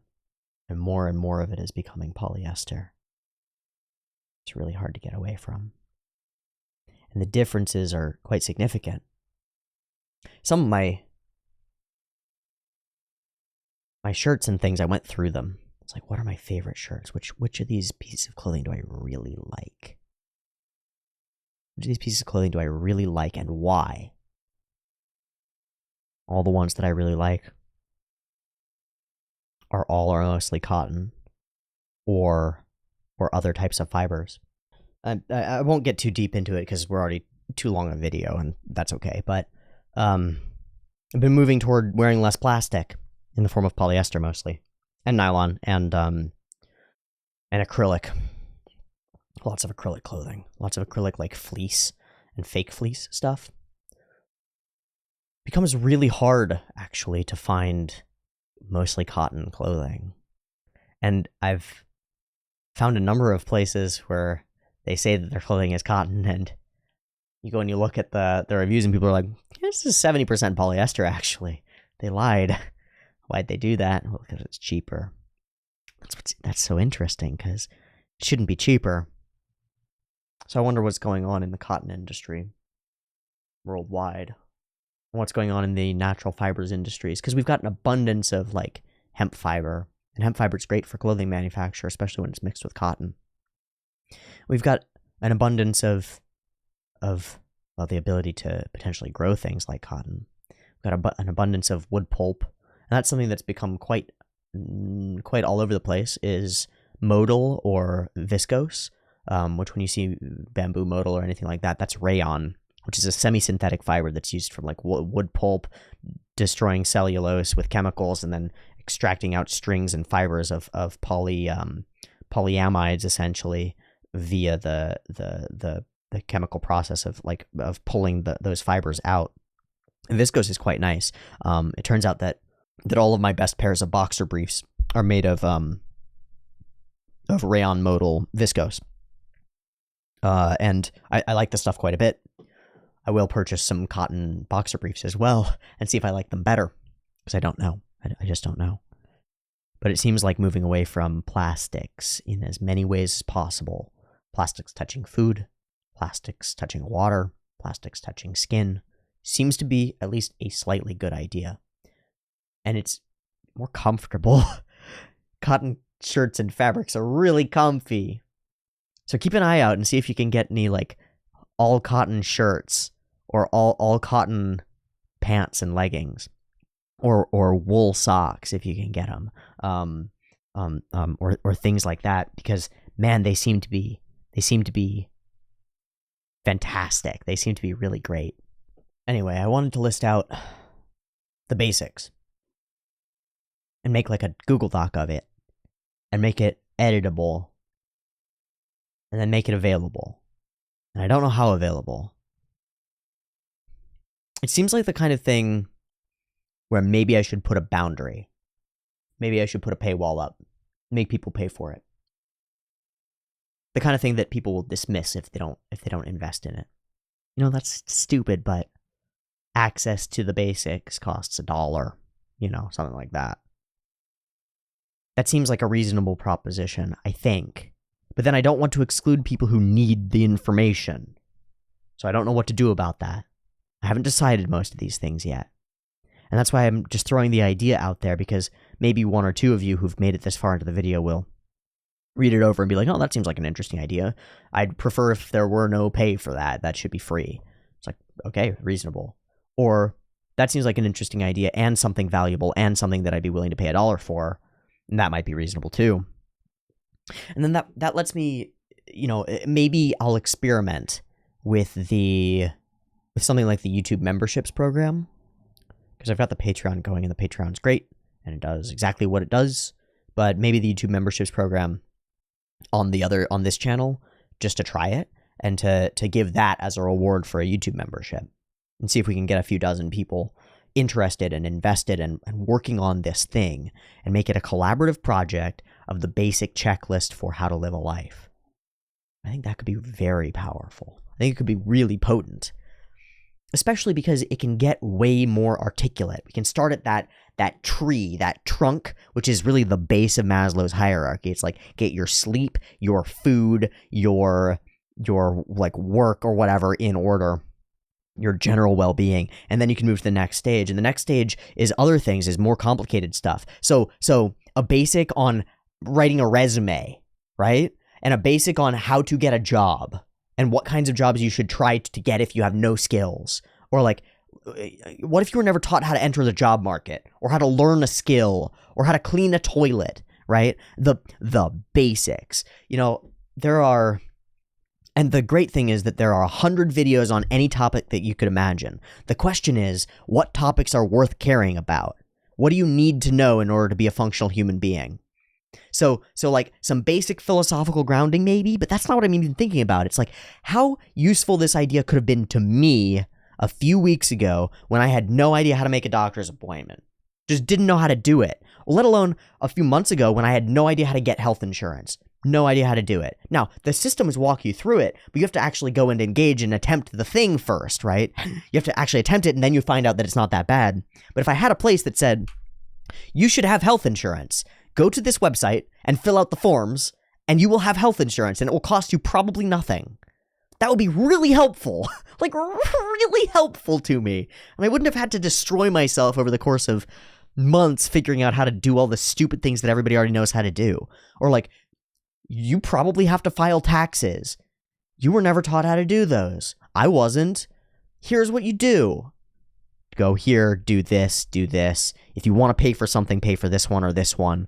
If you don't want to pay for something to file them yourself, do them this way. Done. What other things would you put on a list of the basics? You know, like basics of hygiene, right?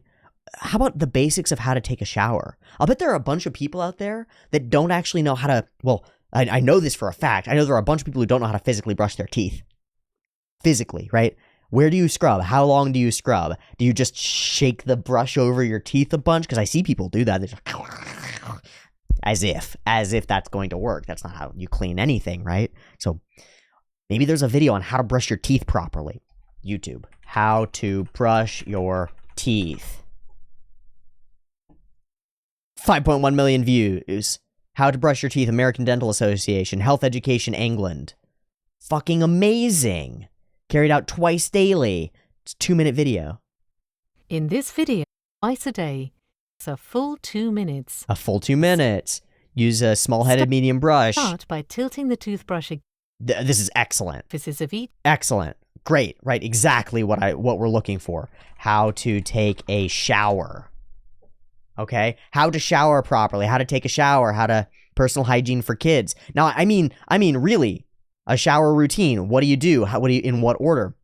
Now, I don't know. For me, I always shower hair first, and then I wash my face, and I rinse my hair, and then I wash my face, and then I scrub I turn off the shower, and I scrub my body down with really good soap and a really good scrubber that I have. It's called a goshi. It's a Japanese wash towel. They're like Korean washcloth towels. It's like this big. And it's thin, and it's mostly made of nylon, but it's got 2 weaves in it. So it's got a thick weave and a thin weave, so it holds a bunch of material and soap and liquid and stuff. And then it's got a scrubby weave that's all like, and the whole thing is just like, And what's crazy is since I started using it, well, I'll just show you this in terms of my chest. I used to have little acne spots all over my chest, and they're gone.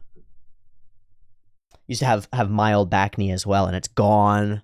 Changed my soap, stopped using parabens in my shampoo, started scrubbing my back and my whole body down better.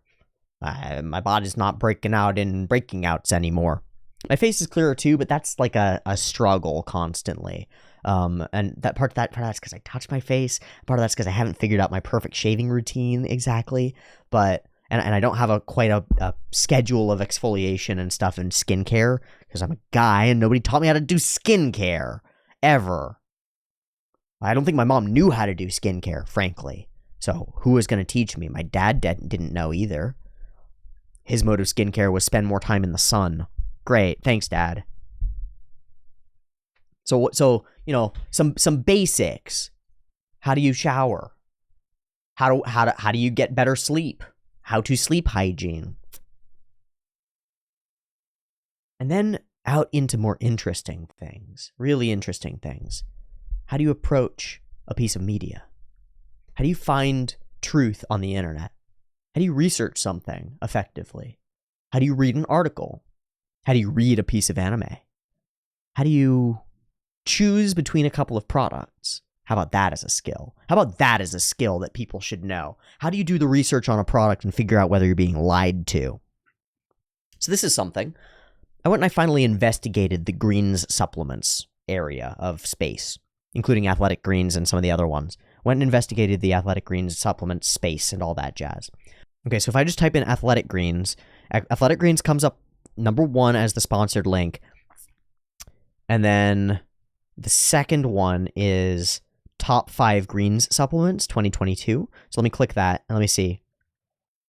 Yep, the top one on this list, this comes from compare.smarterchoices.com, and it's a sponsored link. It's a great article that talks about all the different things that you can get in greens supplements, and then they put their top value greens supplement is Primal Greens by Primal Harvest. Well, I can just go to Smarter Choices, and I can just go to their best gut health supplement, and I scroll down to the best health supplement. It's really interesting that the best gut health supplement is Primal Gut Restore by Primal Harvest. And then if I look at the best multivitamin supplements of 2020 on the same site, then the big article about how to choose a multivitamin, all this stuff, and the top one is Primal Multivitamin by Primal Harvest. Oh, so this site is actually affiliated, though it says nowhere on the whole thing that it is affiliated, but they are affiliated with a particular company. And they do recommend as B+ ratings and second ratings and everything else, all these other potential companies. They always put their own brand at the top, and you can very, very hardly tell that this is an advertisement. that it's not a legitimate set of articles. So how do you figure that kind of shit out? That would be a useful thing to have in the basics. In a world where the truth is quite hard to find, who do you trust? Where do you go? Well, it's why people go to Reddit for their reviews on things. And why when you type in best greens supplement, best green supplement Reddit is on the list. What green powder do you use? Any green powders you would recommend? Are green powders worth it? What is this? Can I trust any of these? And a bunch of different people come with different answers. So how do you crowdsource your information effectively? It's tough. Who do you trust? I don't know. It's tough. But if you could trust the list, because it's crowd reviewed, if you could trust the basics list, then the basics list would be worth way more than $1. And so paying $1 for it might be worth it. Okay, so there's that idea. And here's our weird meandering video for the day. This is a weird fucked up meandering video because I'm a weird fucked up meandering person today. But I'm energized and I'm good to go and I'm thinking about some things and I'm flowing as I go. Not just going with the flow. I want to change the flow, you know? That's part of the problem with that go with the flow mentality is, well, yes, it's necessary. Be like water, flow like water. Allow the world to shift and shape you, but sometimes you gotta stand, man. Sometimes you gotta stand and you gotta be a rock in the river and you gotta divert it. And I want to divert my own flow, because my own flow flows toward chaos. It flows toward my room becoming a disaster, and part of that's the ADHD. And it flows toward my schedule falling apart, and that's because everything falls apart. And because I was trying to take it apart so that I could put it back together in a better way. But I haven't put it back together yet. And because I haven't put it back together, there are gaps. Literally. And I haven't filled them in. Literally. Like Monday's a gap. I haven't filled in my Monday effectively with a scheduling thing. Because I don't know, it's uncertainty, it's chaos, it's not quite what I want it to be. Even Retro Monday Overdrive is a part of it, and it's right, and maybe the answer is just going back to that, because it worked really well, to some extent, but it's not quite enough. It's not quite right. So what is it that I want Mondays to be? I don't know, but I better have it figured out by next Monday. So there's something worth doing, and worth promising to you. By next Monday, I will have figured out Monday. That's a tough thing. It gives me a time limit and a deadline. And that's part of the thing that I learned from Huberman is that when you give a person who may have ADHD or some of the symptoms at least, when you give those people a true deadline, they're able to work and hyperfocus. And so here's my deadline is next week, Monday will be figured out. And it might be figured out to a shit degree, but I will have figured it out and I'll try it for a while. And then we'll have some videos going up on Mondays instead of just brews and chaos. Because the transition over to the film every couple weeks sort of it just never happened. Part of that's because Promare got blocked and moving into Paprika is hard and I don't know what to do there. But we've decided on Paprika, and so maybe I'll just watch Paprika next week and that'll be good enough. But I'd like to have a reason for it. I'd like to have a show or a schedule or an idea or something like Retro Monday Overdrive where it was like, that's the thing that we're doing. And I want that for every damn day. And I want to be able to schedule out every damn day so that every damn day has a schedule. And I'm capable of following it. And I want to follow it because when I follow the patterns that are as close to correct as I can get them, my life becomes better and easier and more fun. Even though it's rigid, even though it's within constraints and restrictions, it's more fun. More creativity happens within those constraints. It's so weird. It's so weird that that's true, but it seems to be.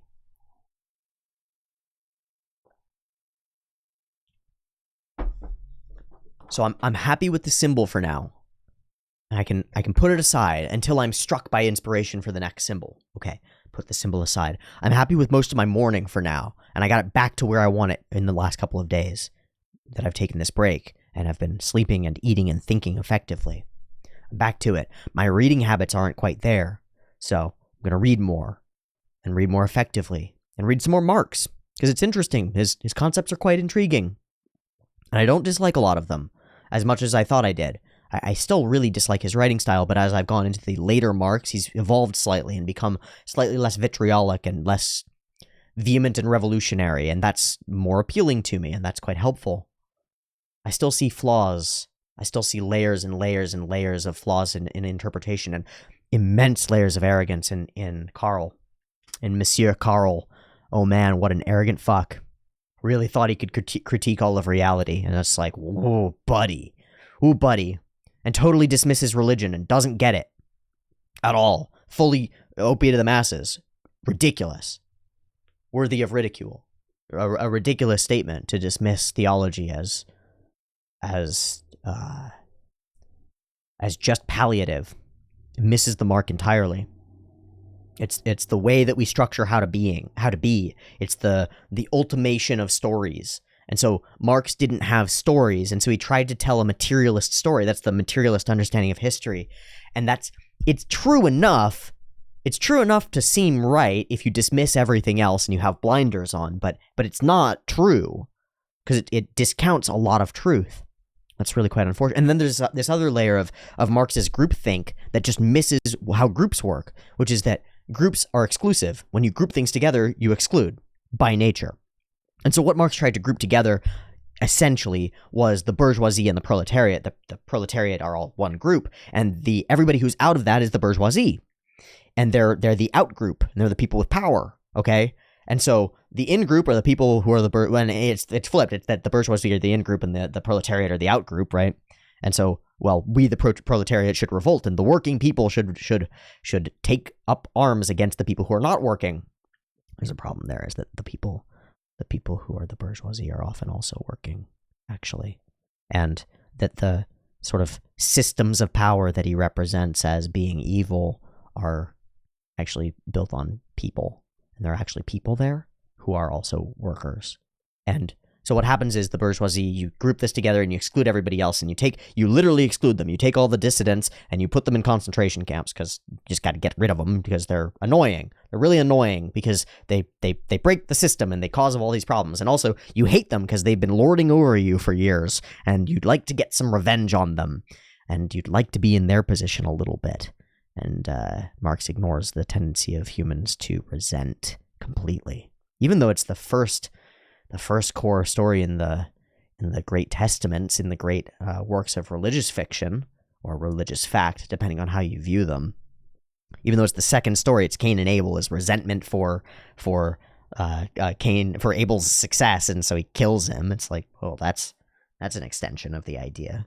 There's something there, but so you take all the people who are in power and you put them elsewhere so that they're not in power anymore. And then you take the group of people who are all workers and you're like, we're going to evenly distribute power between us. And then you realize that you need somebody in a position of power to evenly distribute power amongst them and to determine how that should be distributed. Because otherwise people do the Rick and Morty thing where they're like, well, maybe I should get more food because I'm taking care of the kids. And you got to have some people in authority to represent those things. And that ends up forming hierarchies again. And so you reinvent the bourgeoisie. Wait. But we excluded all the people who have power, and now new people have power, so we must exclude them too. And so we cut off the heads of everybody there, and their heads will roll, and people move up, and we cut them off, and the heads roll, and we move up, and where does it stop? Well, it never stops. It never stops. Because you can't just break down the world like that. It's all one functional hierarchy, and it works. It's still working, and when you tear it apart, it stops working. It's like the picture, it's like the Bosch project idea, or the idea in the Garden of Earthly Delights. It's that you tear apart the systems that are ordered and representative, even though they're destructive and wrong and phallic and weird and fucked up and creepy and spiky and destroyed and strange. You tear them apart and try to piece them back together at your peril. Because what you get are these monstrous incarnations of half ideas. And it's I think what Marx has is this really powerful, compelling, monstrous incarnation of a half-formed idea, from what I've seen. Because, again, he threw out religion. He just threw it away. He never evaluated it. Never cared to. Just thought he understood it, defined it, dismissed it. It's the opiate of the masses. It's what palliates people against the sufferings of the world. Dismissed. We should get rid of that. It's like, whoa, buddy. Maybe that's the point. Maybe the point is the world is all suffering, And that the only thing that holds that at bay is having some represented forms of being that indicate that maybe by passing through fire, by moving through suffering, by fighting dragons, by sacrificing yourself, you might reach a way of being that is acceptable. Yes, capitalism, tons of pain. Yes, social economics, tons of destruction and evil. Awesome. You rip them out? You throw them away? You figure out yourself in relation to them. And that can be standing against them or at odds with them. That's what I do. I stand at odds with traditional capitalism. I stand at odds with it. You can stand at odds with them, but you have to figure out a representation of yourself with them, within them, woven into the pattern. Because the pattern exists and you're just cutting holes in it. You're just cutting holes in the great weave of cosmic reality. And that's what manifests in my D&D game. Like, the weave is breaking down all over the place because people care less about magic. And I started manifesting this idea 2 years ago as we were doing our D&D game. And I didn't even know what we were doing. I had no idea. They did this journey where they went to the Temple of Mystra, the Temple of Magic, and it was empty. And I just came up with the idea on the fly. I didn't plan for it at all. It was empty. An empty temple. Not maintained. Everything falling apart. Nobody is worshipping magic anymore. Everybody's just going out and using it. Nobody cares. Nobody's aligned. Nobody's thinking about the underlying. And then they wonder why a year later in the game they are at a theater and somebody reads an ancient book, is what happens in the theater play. It's like a weird amalgam of Macbeth and Hamlet and different Shakespeare plays. And I made it quite a joke. And then somebody reads this prop book, and it's a spell, an ancient demonic spell, that tears a hole in reality, and suddenly the borders between realities where the demons live are thinner. And they can be torn through. Why? Because people aren't maintaining the balance. People are seeking for their own reasons, and they're missing something. I didn't even know why I was representing that in Dream. The shared dream of Dungeons and Dragons, but it's exactly what I was representing.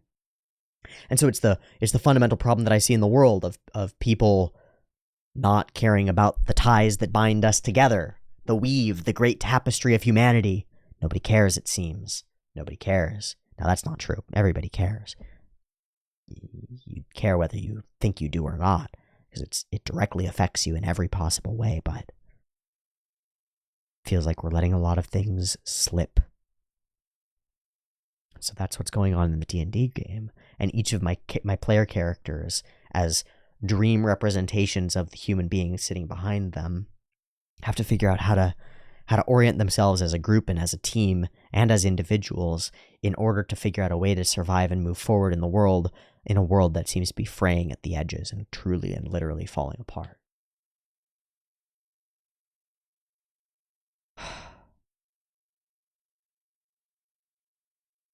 So that's my 2-hour spiel for the day.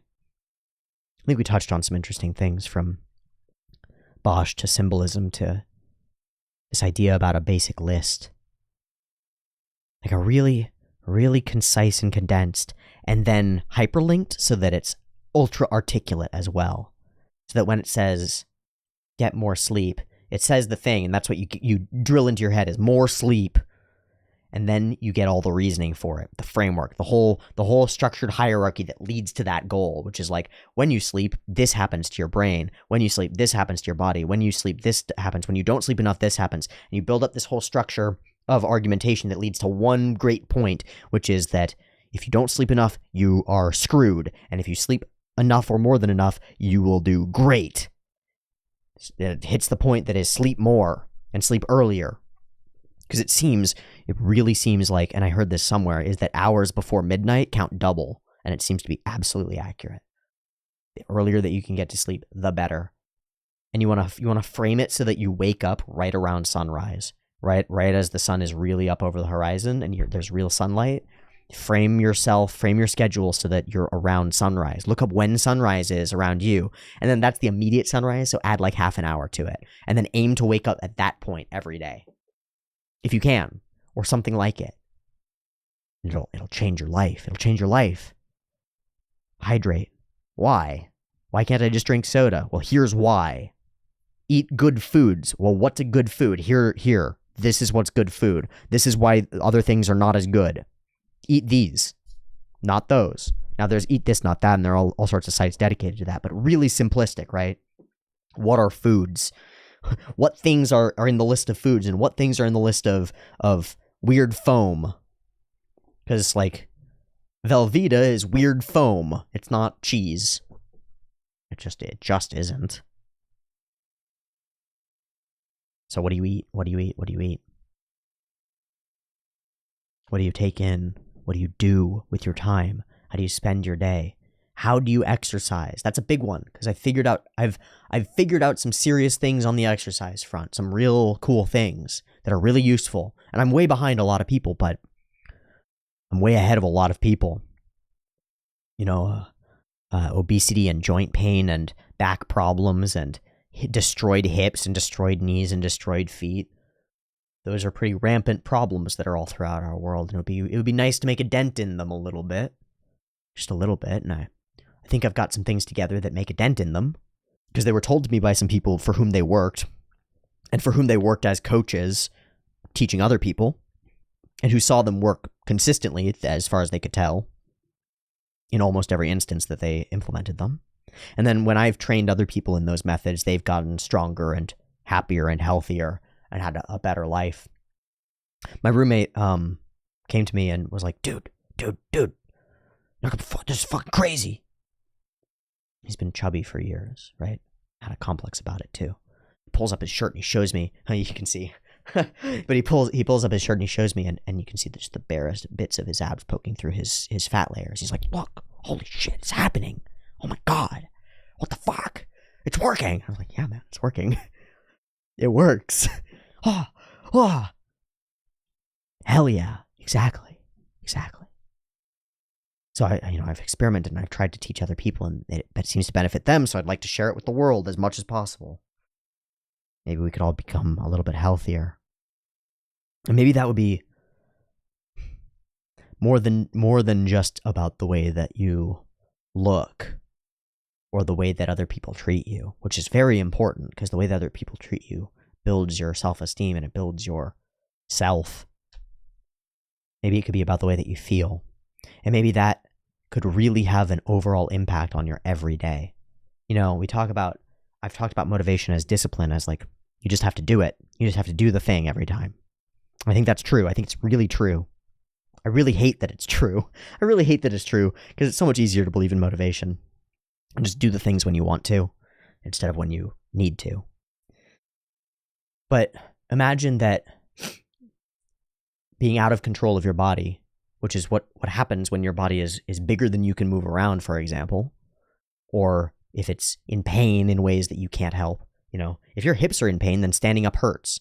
So every time you stand up, it's 1% or 5% or 1,000% more difficult than it would be otherwise. So every part of your life, the difficulty grows. It gets worse. So what if you could not have that percentage of difficulty? How much better would you be? I don't know. What if when you stood up out of bed, you were 20 pounds lighter, for example? Not that that's necessarily, scale weight. I don't care. I care about general, like, muscular endurance and ability and how well you feel and how good you're doing. And that can vary widely between different people. Different people store different amounts of fat, and different people, like, sort of hit a medium and hit a good pendulum swing in different places. And maybe I'm too far on the lean pendulum swing. I don't know. I might be. I don't think so. I feel great. But if you could drop, 20 pounds if you had excess 20 pounds, for example, and you could drop it, how much easier would it be to do literally everything in your life? From holding yourself upright and holding your posture together, which gets harder as you're heavier, right? It's harder to hold your posture properly. If you're weak and heavy, so you're skinny fat, you'd have no musculature and an excess of fat, then you're just being pulled in all sorts of ways by yourself. How much easier would life be? Just walking, just moving places, going and getting things, doing all the things that you're supposed to do anyway. But it seems like a lot. It seems like a lot easier. It seems like enough of a difference to change lives. What an idea. So how much change could we manifest via the simplest method, which is something like passing down bits of concise information that have already been gathered by somebody else? Ooh, I don't know. What if I could go to all the places, to all the different tribes, right? The fitness tribe, the health foods tribe, the anime tribe, the sleep studies tribe. What if I could go to all the tribes and I could ask their wisest leaders what process they use to find the greatest berry patches and what processes, and I could go with their hunters and I could go and hunt with them and find out how they hunt and find out how they gather and find out how they organize their societies. And I could take all of that and I could make a little concise note of it and then link to their videos essentially on how their tribe works, right? And show all of that, and then go to every tribe and compile all of those down into one list of bits and pieces of information that fractal out to all those different directions of pursuit, so that you get a real, like a crowdsourced, community-sourced set of science-backed information about how to be and why. How cool could that be? I don't know. But as soon as the idea came to me, I was like, that seems like a good idea. Seems like something worthwhile. Let's pursue it. And so there it is. That's what I want comments on. I want comments on things that you've found, short things that you could put into one sentence that are like massive life-changing things. Do this and things happen to you that are better. And if you could provide links or videos or representations of it, that would be really cool. For example, not that long ago, I was like, gosh, I really have to clean this toilet because our toilet was getting dirty. I was like, I really have to clean this toilet. What a fucking monstrosity. I don't really know how to clean a toilet. I've cleaned toilets like dozens of times, but it's like, I always feel like I'm doing it wrong. I always don't feel like I'm doing it right. So I look up how to clean a toilet, and there's this woman who's like, well, I'm an accidental guru about cleaning because I've just figured some shit out. Here's how I clean a toilet. And she's like, take all your shit off the toilet, spray the whole thing down with stuff, put on some gloves, scrub the whole thing off, wipe it down with paper towels, and you're done. It's like, oh, that's how you clean a toilet. I went and I cleaned the toilet was clean. Felt great to have a clean toilet for a couple of weeks. I gotta go do it again because it gets dirty again. Fucking toilets, man. But that's like a simple thing. It's like how to clean a thing. I didn't really know. How about how to organize a space like your desk, right? I'm really into this organize your desk idea because I think it's your cockpit. I think it's your pilot's chair in your Gundam, in your fucking Gurren Lagann mobile suit monstrosity, right? That's you in front of your computer screens and all your shit and your keyboards and your mice and all your data pads and all the shit that you've got around you. And you've got a laptop over here and you've got 4 computer screens over here and 3 sets of speakers and you know, whatever you've got your VR setup and your dick sucker under the chair, however it works. It's your big old cockpit for all your different reasons. How do you clean it up? Well, then how do you clean a thing? How do you clean a space? And the answer is like, you find one thing and you go, where does this go? And the first answer is, I don't have a place where it goes. And you go, well, now I need one. Where does this go? And you go, there. You put it there and you go, are there any things that are like that thing? This is kind of like that thing. It goes there. And you go, well, shit, what's this? Well, that goes over here. And you start one thing at a time, putting things into different places and organizing. You can probably find a much better method. You can find the Marie Kondo method or some other method or whatever. But breaking the big problem down into tiny problems and figuring out how to manifest them. That's also the idea of the whole list, is like, big problem. Live life well. Solutions, 1,000 different tiny pieces. Because every little piece gets you 1% closer. And as we know from Atomic Habits, if you could implement one of those every day, 1% per day gets you 365% better in a year. That's a lot. That's 3 times better than you were now. That's a lot. And if you're starting at 0, it might be infinitely better than you are now. Hell, 1% might be infinitely better, right? If you are fucked, if you're an absolute wreck, and I've been an absolute wreck, so I know this space. If you're an absolute wreck and you manage to put your damn sleep cycle together a little bit, and you get one good night's sleep out of a year, right? You have a year of shitty, destroyed sleep. Terrible REM sleep, not dreaming effectively, waking up at the wrong time in the wrong part of your sleep cycle and feeling awful, going back to sleep immediately, which destroys you, going to sleep way too late, which destroys you. Whole year of that, and you get one night's good sleep. The day after that day, you could change your entire life because you're on for the first time in a year. So if you can change that one thing and get people that 1%, snowball effect. Because the next day they might be able to implement something about their foodstuffs. They might be able to have the wherewithal and the energy and the mental drive to like run and find out how shit they are at running, right? Or try to do a push-up and fail it and be like, what the fuck is wrong with me? Or to go through their you know, to reach a breaking point and to go through their damn kitchen and take the cookies and the chips and the sugar cubes and the snacks and just throw them away because they hate them. And they hate that part of themselves and they finally have the wherewithal. It's like what I did with the damn vapes, with the vaporizers. You can see it. It's in the Kill la Kill LSD video. Is I had built up this idea. I was going into that day's use of the substance specifically to get rid of the nicotine. And I did it piecemeal. And then I had the damn thing in my hand. I went, fuck! And I threw it across the room and I gathered all my shit and I was done with it. And I put it all away because I had this breakthrough moment, this capacity to do that in that moment.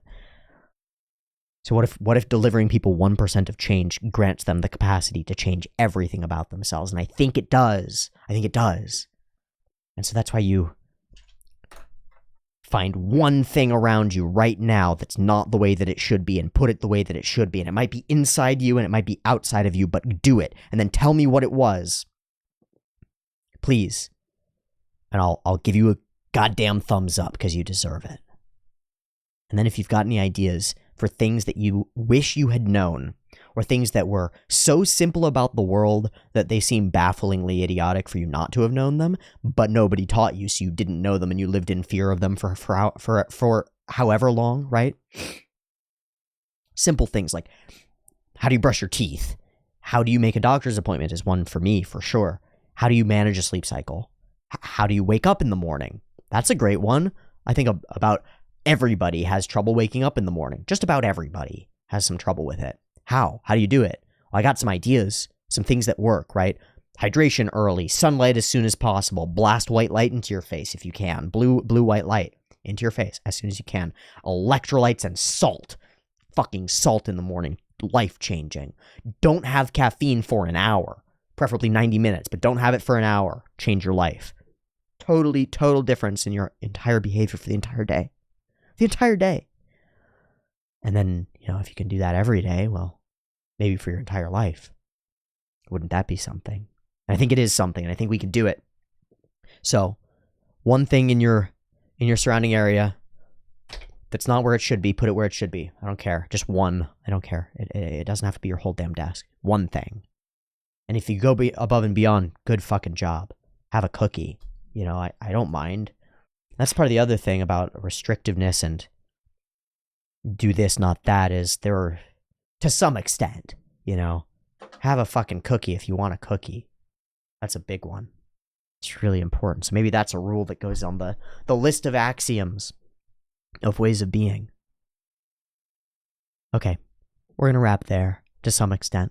I really enjoyed this video. I'm really glad to be back on it, and I'm really glad to be back on, actually, because the last couple of days I've been off. I haven't been on. It's part of why I didn't record on Friday. I wasn't on. For Cyberpunk, I wasn't on. Now I'm on, and maybe I should use this time to record Cyberpunk. I'm not sure. But I also if I follow the path of catching up on all the things that I'm missing, I'll overload again way faster. Because what I need to do now, it's 2 p.m. and I'm getting hungry, and I need to go and I need to make food. I need to eat the food, and I need to do the process of eating the food. And I want to eat the food outside where there's more sunlight. By the time I've eaten the food, it'll be half an hour later, and I'd like to edit this thing and get it up, and so that's another hour later or so. And then we're getting too close to the gym time for me to go and get Cyberpunk done, so it's like, well, something's wrong in my schedule, obviously. No duh. What do I do about it? I don't know. Today is kind of a failure in that sense, because I didn't effectively plan. I left my day in uncertainty. That's how I see it, at least. I left my day in uncertainty, and so the day becomes nothing. And that seems to be exactly right, is if you don't have a plan for what you're going to do in the day, you do nothing. Seems to be completely true to me. And sometimes doing nothing is exactly correct. But maybe it's better to have a plan to do nothing. Because the last 2 days I planned to do nothing. Saturday, Sunday, I planned to do nothing. Except, a whole bunch of things that were very important and difficult, actually. The reading and forcing myself to focus is difficult. The waking up on time and getting into the damn cold shower is difficult. But worth it. And so do nothing wasn't quite right. But Monday I didn't make a good plan, and so it's ended up being, I don't know. So I need to plan better. Okay. So that's going to be a wrap for this Monday's brew. A lot of different kinds of tea leaves getting mixed up in this one. Kind of a mishmash and a mangle, and I'm sorry for being a blather hound or whatever the fuck you'd call it. But it's what I got. It's what I got stewing in my brain. And that's about what the brew is, right? You got all these bits floating around, and you pour water into them, and that's like the water of speech almost, and it flows through the leaves and outpours this other thing that's characterized by all the weird thoughts that are formed, and they become a part of that speech, but not quite all of it, and it's like it opens them all up, and they go from being hard and rigid and dry to being and those thoughts become alive and awake as I share them with you. And then once that tea is brewed, it is energizing and novel and delightful in some way. I really like doing these. I know that people don't like them because they're impacting the way that everything else works, but I just haven't figured out the balance.